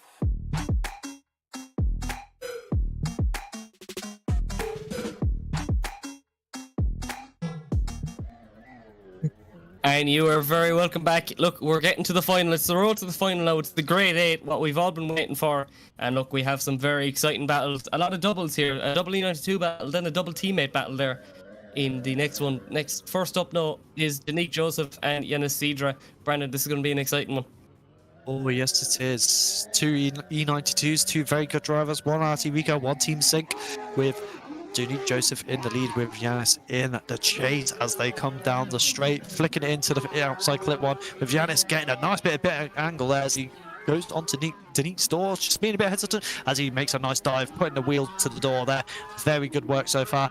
Getting almost caught up in the chase there. A bit too dangerous, but he manages to make it work as they come around. Danique doing a very nice lead so far as they come around into that last transition, coming towards the horseshoe. Yanis just a bit far back to what he could be, but he gives him a little tag, just giving him a little kiss wheel to wheel, making sure he's like, yeah, no, I'm not giving up, but doing a very good job. A little bit contact there after the line coming around. But very, very nice bit of work from both of these drivers. Yeah, for sure. Just once again, always pin perfect for these guys. Look, they've made it to the top 8. These are the best of the best at this stage, and I'd like to mention that no matter what, the next battle will be S Chassis versus BMW once again. So it's the flavour of the week, I think. I think Yeah, it look, is. there must be a buy one get one free deal with the S chassis and the BMWs at the moment. They're absolutely flying out the door. We're so original. We're very original. Look, it takes a lot of intellect to make this assumption, you know, just... Look, I'm not complaining. I think when I see an S chassis, it's heaven, so... I'm not going to disagree with that. Now, Luke, on the other hand... I know, I do like the old S chassis, it's just I'm a big shitbox kind of sore with the BMWs. I'd like to apologise there for that one, but look, I had to mention it. I had to mention it with the BMWs, so... Shocked and appalled, Luke. We won't fall out. We won't fall out over it, Luke. As we come on through here with definitely very nice BMWs compared to what I just mentioned there. Apologies again. As we come up through here onto the bank with these two E92s going absolutely door to door, coming across on full angle. Look at this now, that Racing Team Riga working for it here with the Team Sync car, making a big dive here. Look, this is where it's make or break, and he's definitely making it up here. Just a few small little taps across the line here, but nothing bad whatsoever from these guys. As you can see, we are getting plagued with a couple of, it looks like internet issues in the server potentially, so we'll have to see how that goes. I think, to be honest, I think it's just the server saying, no, you guys are doing too well, you've got to have a challenge. So have a bit of ping. As you can see here, side by side, they are not deterred by that at all. So, no, not at all. And I was thinking there for Joseph here, if he takes down Yanis as well, he will be after taking down two teammates in one event. That is pretty impressive if he pulls that off.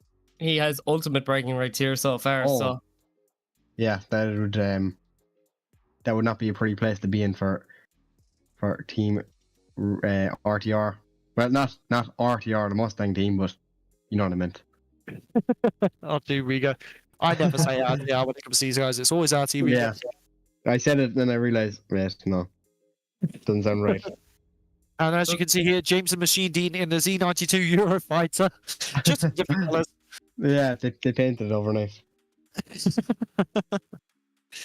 What is it? I mean, it could be your team manager. To be fair, Davy in that Eurofighter. Yeah, could be. He's could be. I was very impressed to see. Like, I was so happy to see him in that car. He definitely needed that bit of venting. Yeah, he did 100% after a very tough time recently, but they're very positive guys. They're absolutely great lads. They've given me the world of opportunities since I started drifting. To be honest, they're absolutely great lads, and I'm very happy to be part of that team. what I love about the team too is there's no pressure on me. It's purely have fun. And Yep. even like it just proves that even when you're at the highest competition in the world, in my opinion, you can still have fun and enjoy yourself. It's not all like, and I think some people shouldn't have to realize that it's not all seriousness. Sometimes you have to have fun. As the result drops in here, and yeah, 2 teammates on one weekend for Donique Joseph. So He's stacking that belt. Yeah, he's very, very. He should be happy with himself. If that was me now, I'd be absolutely buzzing. My day would be done. I mean, going back to what we were just talking about with the positivity between the guys at Drift Games, it's if none of you have seen it, they have just released a video about their new purchases for their fleet, so definitely keep an eye out for that. But as you can see here, speaking of S chassis heaven, we have an S14 versus an F15, Erta versus Erta, Darius Straker versus an SS Yakubles. And it is an insane battle about to come up, and I'm about to destroy my vocal cords for this one. I'm telling you now. This could be the battle of the day, I won't lie. You know, whenever 2 teammates face each other, it's always something special, but when it's these 2 guys, it's just going to be something absolutely insane. So look, S15 versus S14, just 2 very similar liveried cars and 2 very similar drivers. They're both very aggressive guys, and look, I don't know what way this is going to go. It could be something beautiful and amazing, or just absolute carnage. Oh god, yeah, it's yellow versus yellow, big wing versus big wing. You just can't get any more intense than this, because these guys, they've been practicing with each other as constantly in between comps as the lights go green. Darius Straker leading it in Ness. That's Yakubles here with a nice big initiation here going into outside zone 2, keeping it nice and in the proximity there. Look at that transition, very close, bumper to bumper, coming around as they come into the outside clip, transitioning towards the bank. Very held back chase here for Nestas compared to what he usually does with Darius, but so far keeping it very clean as they transition in towards the horseshoe here, as he does a very nice dive wheel to wheel, coming around into that outside zone, keeping it very clean. This is a textbook run between both drivers. Darius doing an insane job in the lead, and as Nessa's just doing a clean chase. Yeah, absolutely. Yeah, very nice runs here from the 2 teammates, and they switch them around now. And I don't know if they're spotters or not, but if they do, normally for a teammate battle, you just turn off the radios and just go full ham, go as hard as you can. So I think these guys will definitely be doing it here. I mean, genuinely, I was expecting a lot more explosiveness from Nessus there in the chase.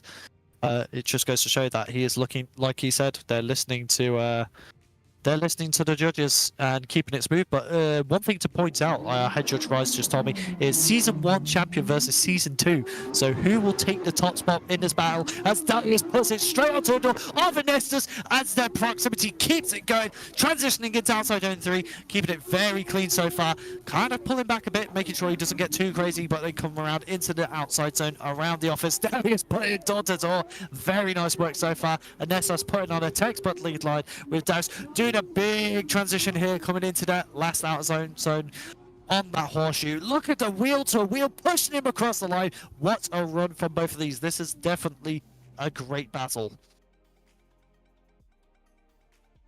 Yeah, look, you just have to look at it. 2 very aggressive drivers. I think Darius being slightly more aggressive than his teammate there. Just the S15 just having the jump on him. But yeah, look at this set of runs. It's very hard to actually differentiate these 2 because the cars are so similar, you know, especially from this view. It's hard to imagine to separate the S14 and S15. Very similar body lines. But look at that. I definitely feel like Darius did have a bit more proximity throughout the entire run.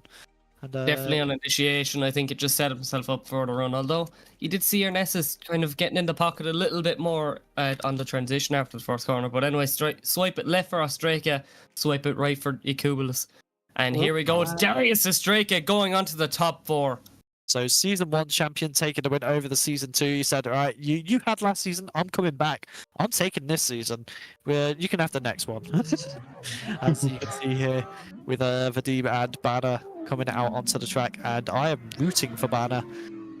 With obviously Vadim did take me out in the top 32, but Banner I did take him out in the top 32 last round, so we'll have to see how this goes. This is 2 drivers that I've been against so far in the season, and it's going to be an interesting one. R34 versus B&W. It's not going to be. I feel like there could be a lot of fireworks for this one as well.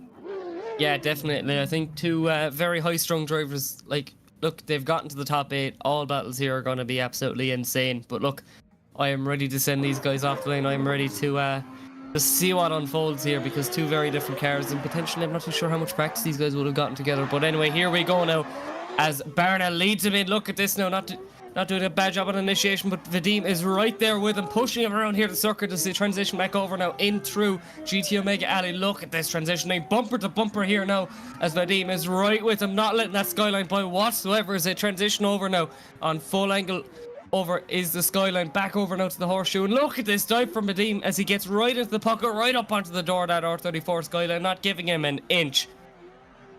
What a run. I told you this was going to be explosive. I just want to say a big thank you to Connor Falvey for coming through and having a chat with us and on the stream and having a good time, and just for covering me while I kind of just tried to regain yourself. Yeah, regain my bearings with everything. But as you can see here, we are going into the second half of the battle, Luke. Yeah, definitely. So let's see, what can Berna do to answer that chase run of Vadim? As look, he seems to be answering it so far. Big dive now into that second corner. Doesn't seem to be as aggressive in places already as Vadim. As look at this now as they come over past the offices here. As you transition back over now, Vadim on a really nice lead line, but Berna not letting him by whatsoever. A big dive. Look at this now. Nearly replicating that last one, tucking the front in there, right up onto the door, pushing him across the line. Those 2 cars basically became one there. You wouldn't fit anything between them 2. Beautiful work from both of these drivers. Like I said, I told you it was going to be explosive, and they must have heard me, because they put on an amazing show so far. And wow, this is just like, we're not even into the top 4 yet. So what about? I do want to mention one thing though, one major thing for all of you who are wanting to get involved with the Scottish Virtual Drift Series. We have only got around 3 to 4 tickets. I think it's around 3 tickets for round 3 and 4. So make sure you get on it now, otherwise your chance will be gone to compete this season. And so if you head over to the Scottish Virtual Drift Series.com to get your chance to sign up and be involved and get on track with us and have a good time, make sure you do it, because tickets are flying and there are not many left. So we urge you to get involved now, take action and get in, because it is a great time here at SVDS Season 3. And once again, a thank you to all of our sponsors: Kaptured Media, Mclellan Motorsport. We've got Edmonstone Garage, GT Omega, Driftland, Dyce Carriers, and of course, yours truly, FrontSide Racing. We are all involved. We love this sport, and it's an amazing time.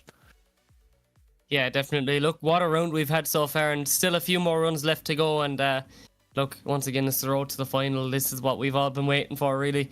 And yeah, not much separating these 2. It's just so amazing just to see how these guys can put pretty much all of their trust into that lead car and, you know, start to push the handle a little bit more. Obviously, in the lead, your main focus is not really to look what's going on behind you, because, look, if you start doing that, then you're going to start putting nerves into yourself. But look, both guys doing a really nice job there. I think Vadim's slightly more aggressive in places, but look, once again, not much to separate them. No, definitely not, Luke. And the R34 just really strikes me. I love that car.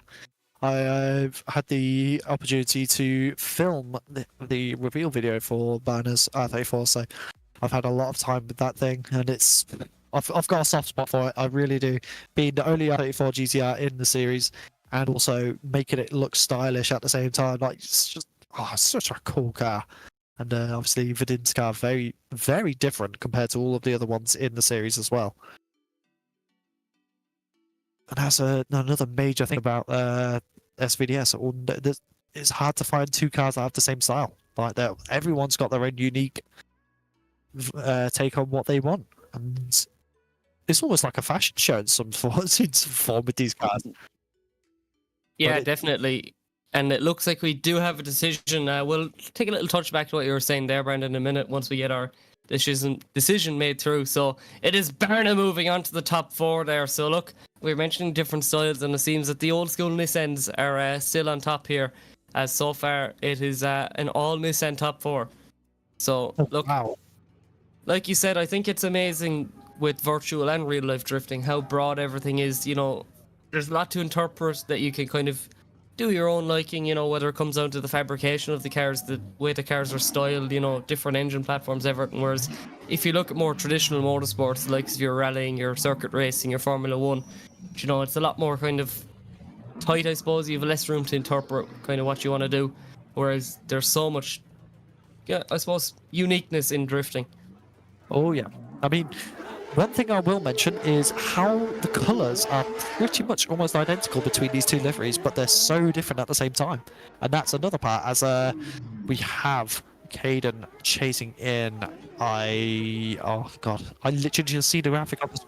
Vitality as he comes in to the outside.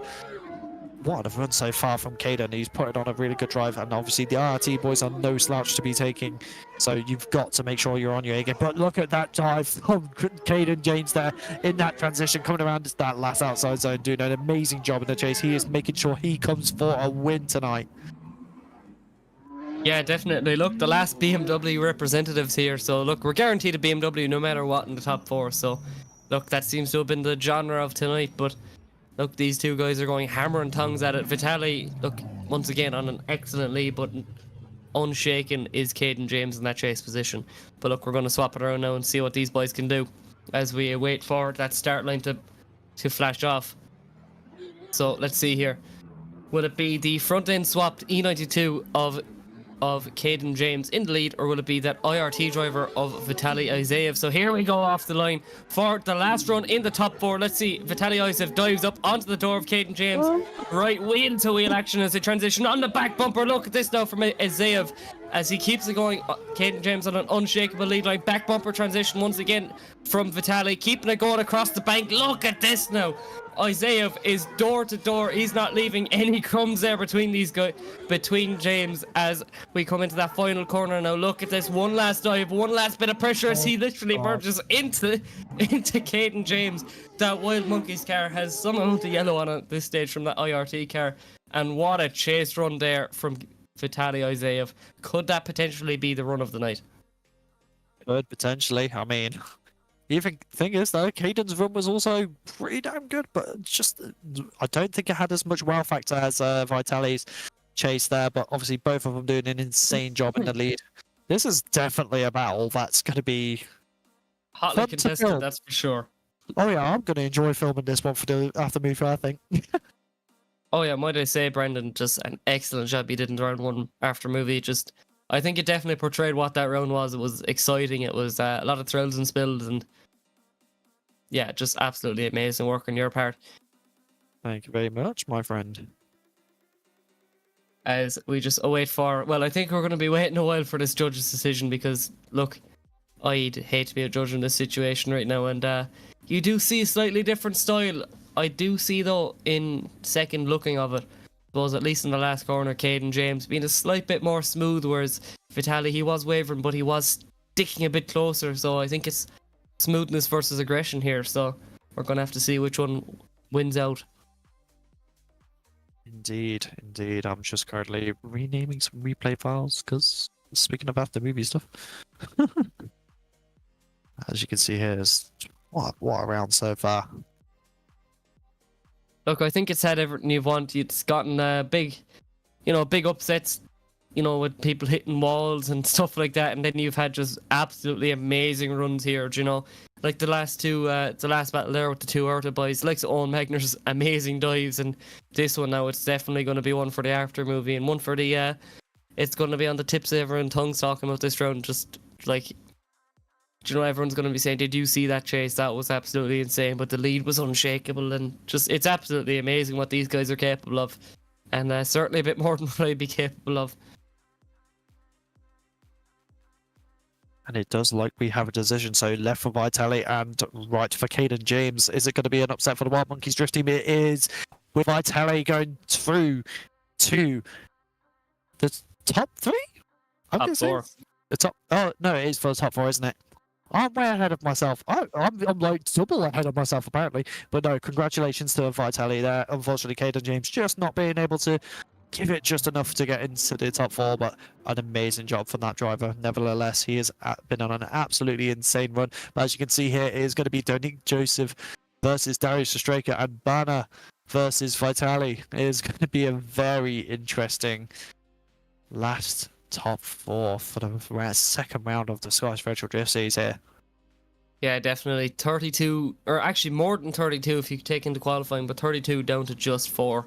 And look, we've been waiting a long time for this one. It's going to be Donique Joseph to take on Darius Ostraka. And look, it's a shame this isn't in person because I know that these boys have the muscle memory and the talent to do it. But look, get your clips ready to go for this one because I think this is going to be a big one. I would say get the phones out, but unfortunately, I don't think you're going to be recording 2 screens. But to be honest, I think they're already on their phones. In all fairness, Luke. Unless they're on their computers, but I'd definitely say that. I'd be watching on my phone. But let's see, Donique Joseph now and Darius Ostraka. There's not much separating these guys. They've been on it from the very beginning in qualifying. And, well, you could actually nearly say in practice, obviously, these guys will have had a lot of practice before the event. And a lot of insight. Like Connor said earlier on, just before he had to leave, I don't know, do they have spotters? But I think at this stage, I don't think spotters are needed. I think at this stage you should know that just go 100%. So no, it's going to be Donique Joseph versus Darius Ostraka. BMW. It is actually another BMW. I thought it was an S chassis. I don't know why. I got my head a little bit mixed up. But anyway, so Donique Joseph versus Darius Ostraka, the E92 versus the S15. So let's see. This is going to be a battle to remember. I mean, look how far back Darius Ostraka is sat right now. He knows he's going to have to get a run up for this because Donique is not exactly a slow driver either. As you can see with that S15 hanging back there in the lead, in the chase position with Donique sat in the lead as the lights go down into the green as Darius gets the jump going. With Donique now flicking it in with Darius really putting on the pressure. Look at that. Donique potentially just going a bit shallow there on the outside zone, but Darius putting on the pressure, doing what he needs to do as they transition now into that outside. Whoa, there's a bit of a wave there, a bit of contact. It's getting a bit scrappy between these two, but they keep it going nevertheless. Doing a very good job so far from both drivers. Darius coming in, putting a dive onto Donique. What a lovely chase he's putting on so far.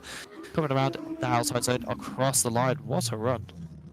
Absolutely amazing as always. Like you said, a few small little mistakes starting to creep in. Potentially the nerves are starting to build, just thinking, look, if I can win this one, I'm guaranteed a podium position. But look, both these guys are so talented. They have just so much experience in the game. Like I mentioned, I'd hate to see their time played on Steam with this thing, but look, it's BMW versus S chassis. It's like a boxing match at this stage. These guys are worn down. They have a lot of work done, but more work to do. So here we go. It's Darius Ostraka leaving the line. Donique Joseph in the chase. They flick in a small bit of separation. Donique Joseph has to make the dive, which he does. Right up back on the quarter panel now. That S15 bumper to bumper transition as they come in through to the alley. As look at this now, very nice run. But it doesn't seem that Donique Joseph is as aggressive as Darius was in his chase as they come through, and it's a very strange maneuver there from Donique Joseph as we come into the final corner. One last big dive for all the marbles here. Look at this, right on the doors, Donique Joseph as they merge into each other. Oh, watch the wall, Darius. I think from what we could see there going into that, towards that last transition, I think Donique got a bit too deep onto Darius there and had to pull out before he made any contact, as you can see here on the right hand side of the screen as they come around towards the offices.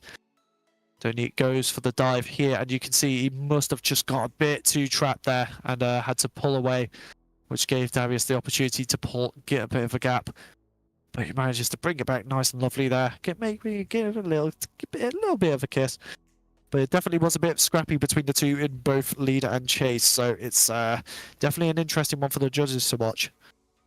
Yeah, definitely. Like, I think when you know there's so much stakes in the line, obviously these guys are bulling for a championship. They're trying to look further past even this round, you know.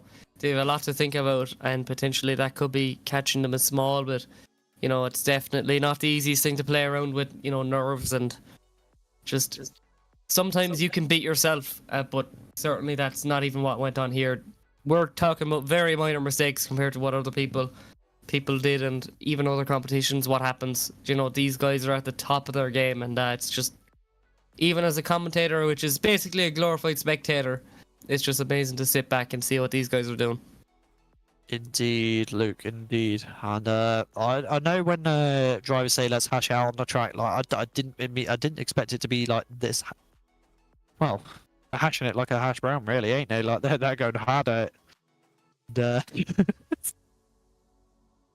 And it's definitely an interesting one, but it does sound like we have a decision from our judges, and it is left for Danique, right, for Darius Ostraka. So we're going to see here, and 1 and 2 and 3 is unanimous decision there for Darius Ostraka. So congratulations. As you can see there on the bottom of the screenshots above their names, they do have their social media. So if you want to go and give them a follow, give our drivers a nice hello on our social media and see what they're up to on their daily lives or what other competitions they compete in. And but amazing work from both drivers there. I think just that little checkup that Donick had in his chase towards that last transition must have taken a bit of a toll on his score.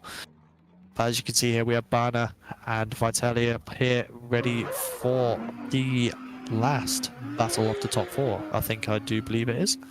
Yes, it is indeed. We're rounding it out, so we are ready to go now. It's the Skyline versus the BMW, and here we go. Barna versus Vitaly as they flick it in here now to the first corner. Look at this now. IRT versus Barna as we transition back over. And look at this. Barna doing a real nice job, but Vitaly not giving him an inch. Vitaly definitely proving himself in the last battle to be one of the top chase drivers of this round. And he is showing it once again here up against Barna as they transition over. And back over for that last corner once again. One last big dive. Look at that from Vitaly, keeping it pinned there to Barna. What an excellent run. Look, just absolute amazing runs from these guys. Very, very beautiful chase. Vitaly is very precise with his transitions, and he's known for being it's almost a surgical chase driver in a sense. Like he cuts open the chase, he sees the opportunities, he takes them, and he dives in, and it's just what a beautiful way to chase. As you can see here, the lights go green with Vitaly in the lead, Banner in the chase as they initiate in. Banner getting a big dive onto Vitaly there. Very nice dive as they transition bumper to bumper. Big dive onto the outside turn 3 as they once again transition towards the office. Banner not backing down. He knew what Vitaly did, and he was like, no, what you can do, I can do as well, as they come round towards that last transition. But look at the dive from Banner Padowski. I don't know if I said your name right there, but an amazing chase there from Banner in that Skyline, proving he is a top contender to become for the championship. And it sounds like Luke's having a bit of issues with this microphone now with a bit of feedback, but what a battle. Look at the transitions from both of these boys. It's starting to make me a bit scared with I'm kind of glad I took him out in the top 32 last round, because he could have been a massive threat to the rest of the rest of the round last round. As you can see here, he did an insane job. Just congratulations to both of them. There's no result yet, but congratulations to both of them. An insane job from both of these boys. Look, I think getting through the run at this stage is a win. It's just absolutely amazing. I can imagine the sweat bouncing off these guys. It's bouncing off me in the commentary booth here, like, so. Look, it's absolutely amazing what these guys can do behind the wheel of a virtual drift car. And yeah, just absolutely mind-blowing from these guys. And like you said, absolutely surgical. And look, I nearly call it's like someone's hacking away, like you're trying to hack down the other person, trying to intimidate them nearly. You know, try and make them maybe hear your car rather than their own car and everything. Like, it's just absolutely amazing. I'm proud of Barnum, man. Like, watching this, it's like, wow. I think this layout is definitely suiting a lot of drivers that potentially we didn't see in action as much there last round. Which I think that's what's amazing about SVDS. It's the one track, it's still just Driftland, but Driftland being such a well-designed track that you can run so many different layouts, and it proves for so many different types of battles, and I think that's what makes drifting interesting. Exactly. It is just... My brain's not braining. I mean, it weren't earlier, but it's not braining as much as it was before. Just what a battle between these two, and this is not going to be an easy one for the judges, as it was clear between them. And speaking of which, they do have a decision, so it's left for Banner, right for Vitaly, and this is going to be an interesting one. So it's RT going 1, 2, and it is unanimous to Vitaly, so they must have seen that it was just a bit cleaner from Vitaly. What a performance from Banner, though. That if I could shake his hand, I would. what a run, what a drive. So congratulations to Banner for getting that amazing drive throughout this second round.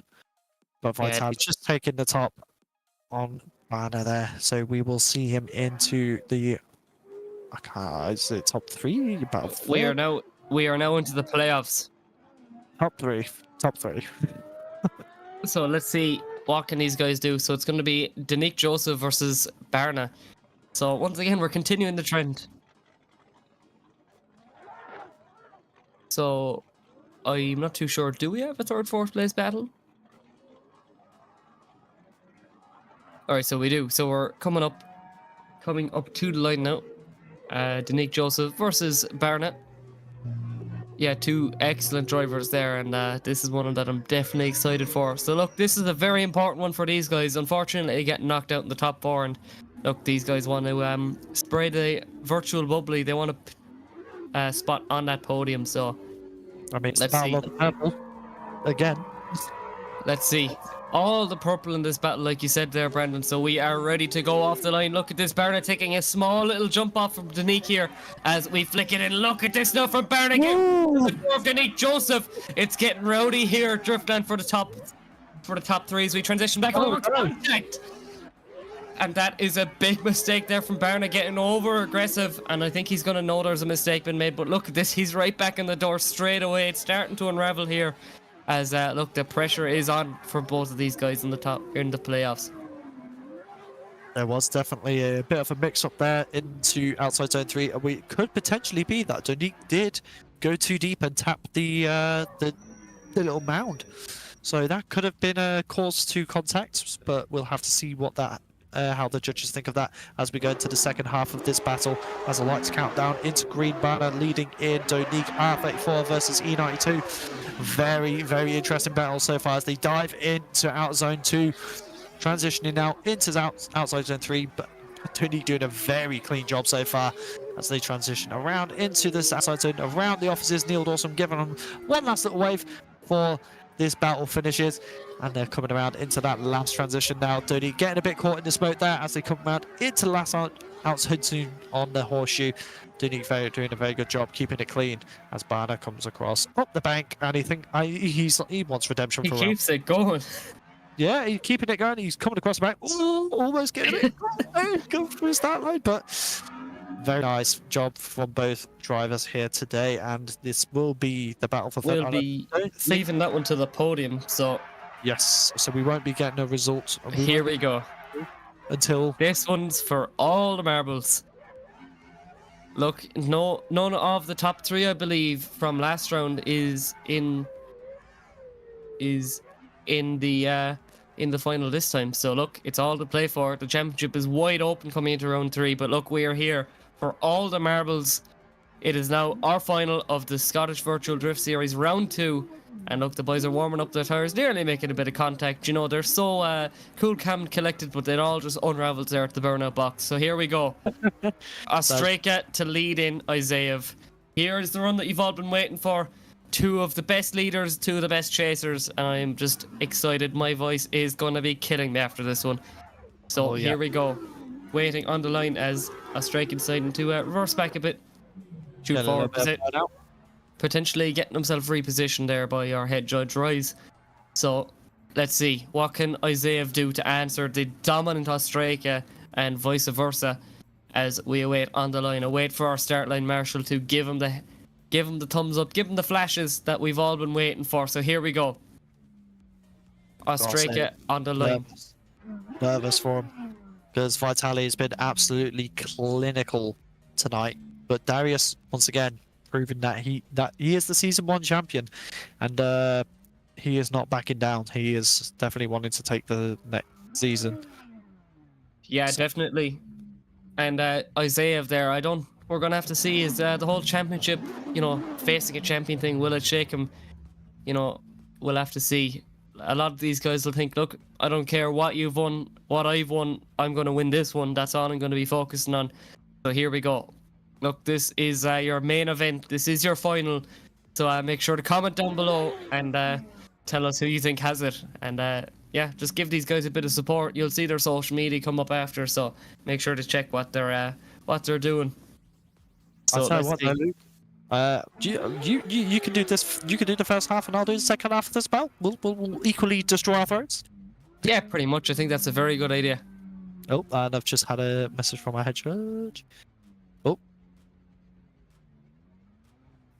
Bear with me a second. I will be back with you very shortly. Right, so Brandon just going off to get a word from our judges, I believe. So look, make sure to once again comment down below. Tell us who you think has it, because I am really excited for this one. Two very yellow cars in the grid here, but two very different cars all the same. A modern BMW versus kind of a late 90s, early 2000s S15. And two absolutely insane drivers on the line here waiting to go. And look, they're definitely letting the nerves build in a little bit here as they wait for the line. So look, obviously, as Brandon mentioned earlier on, Darius Estreka, our Season 1 champion. So, look, he would have experienced the judging system. He would have experienced a lot of this track. Obviously, it is freshly modelled for this season.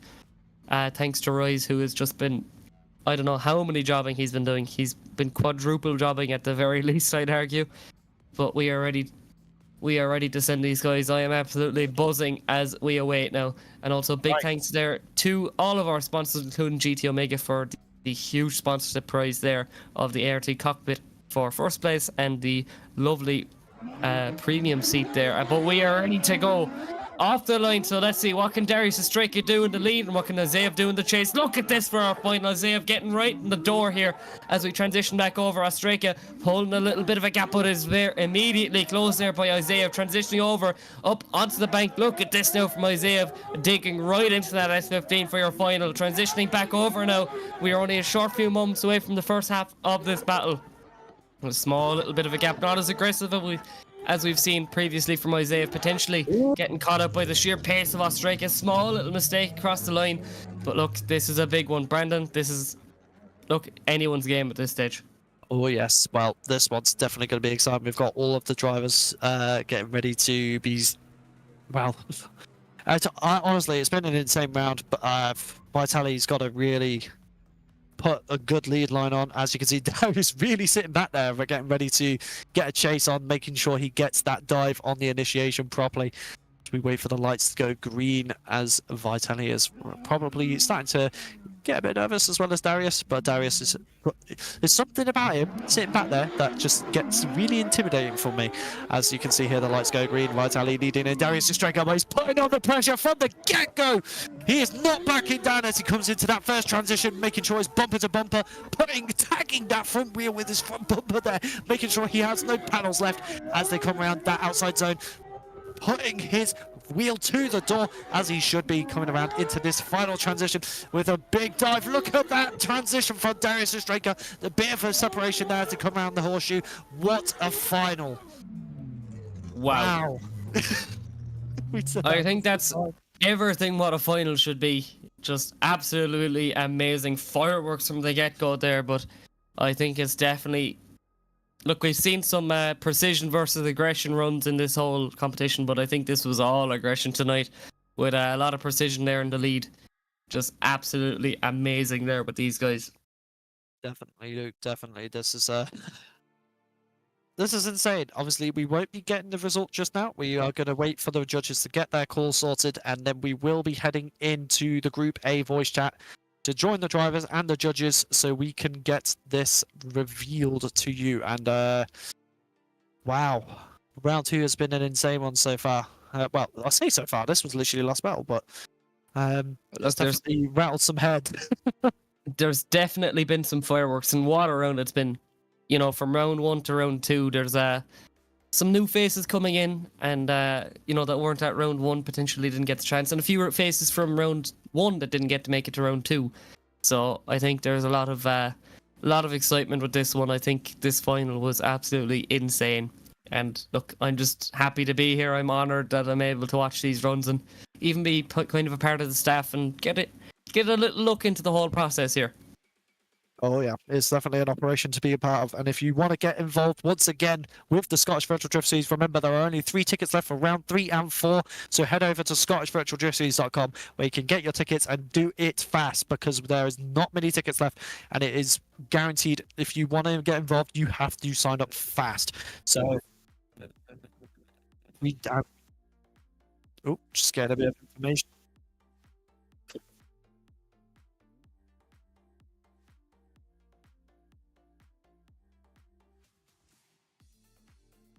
So yep, we do have a result here. So we will be joining in once. We're just going to get all of our drivers server muted.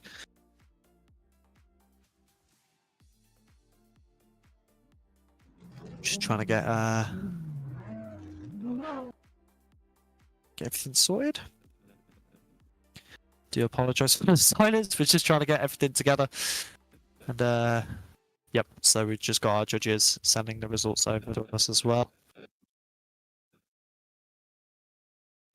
What a performance from all of these drivers, as we have RYZE now in there, getting ready to warn the drivers to receive their results.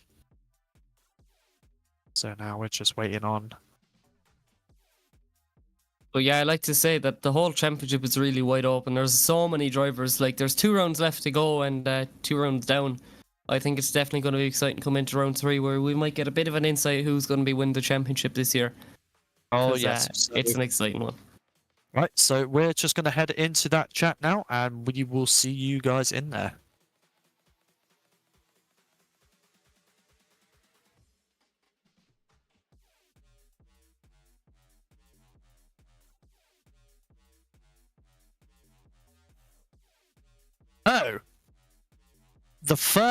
Oh, second round of the Scottish Virtual Drift Series has been an absolutely insane one, and it has been a pleasure to be a part of this.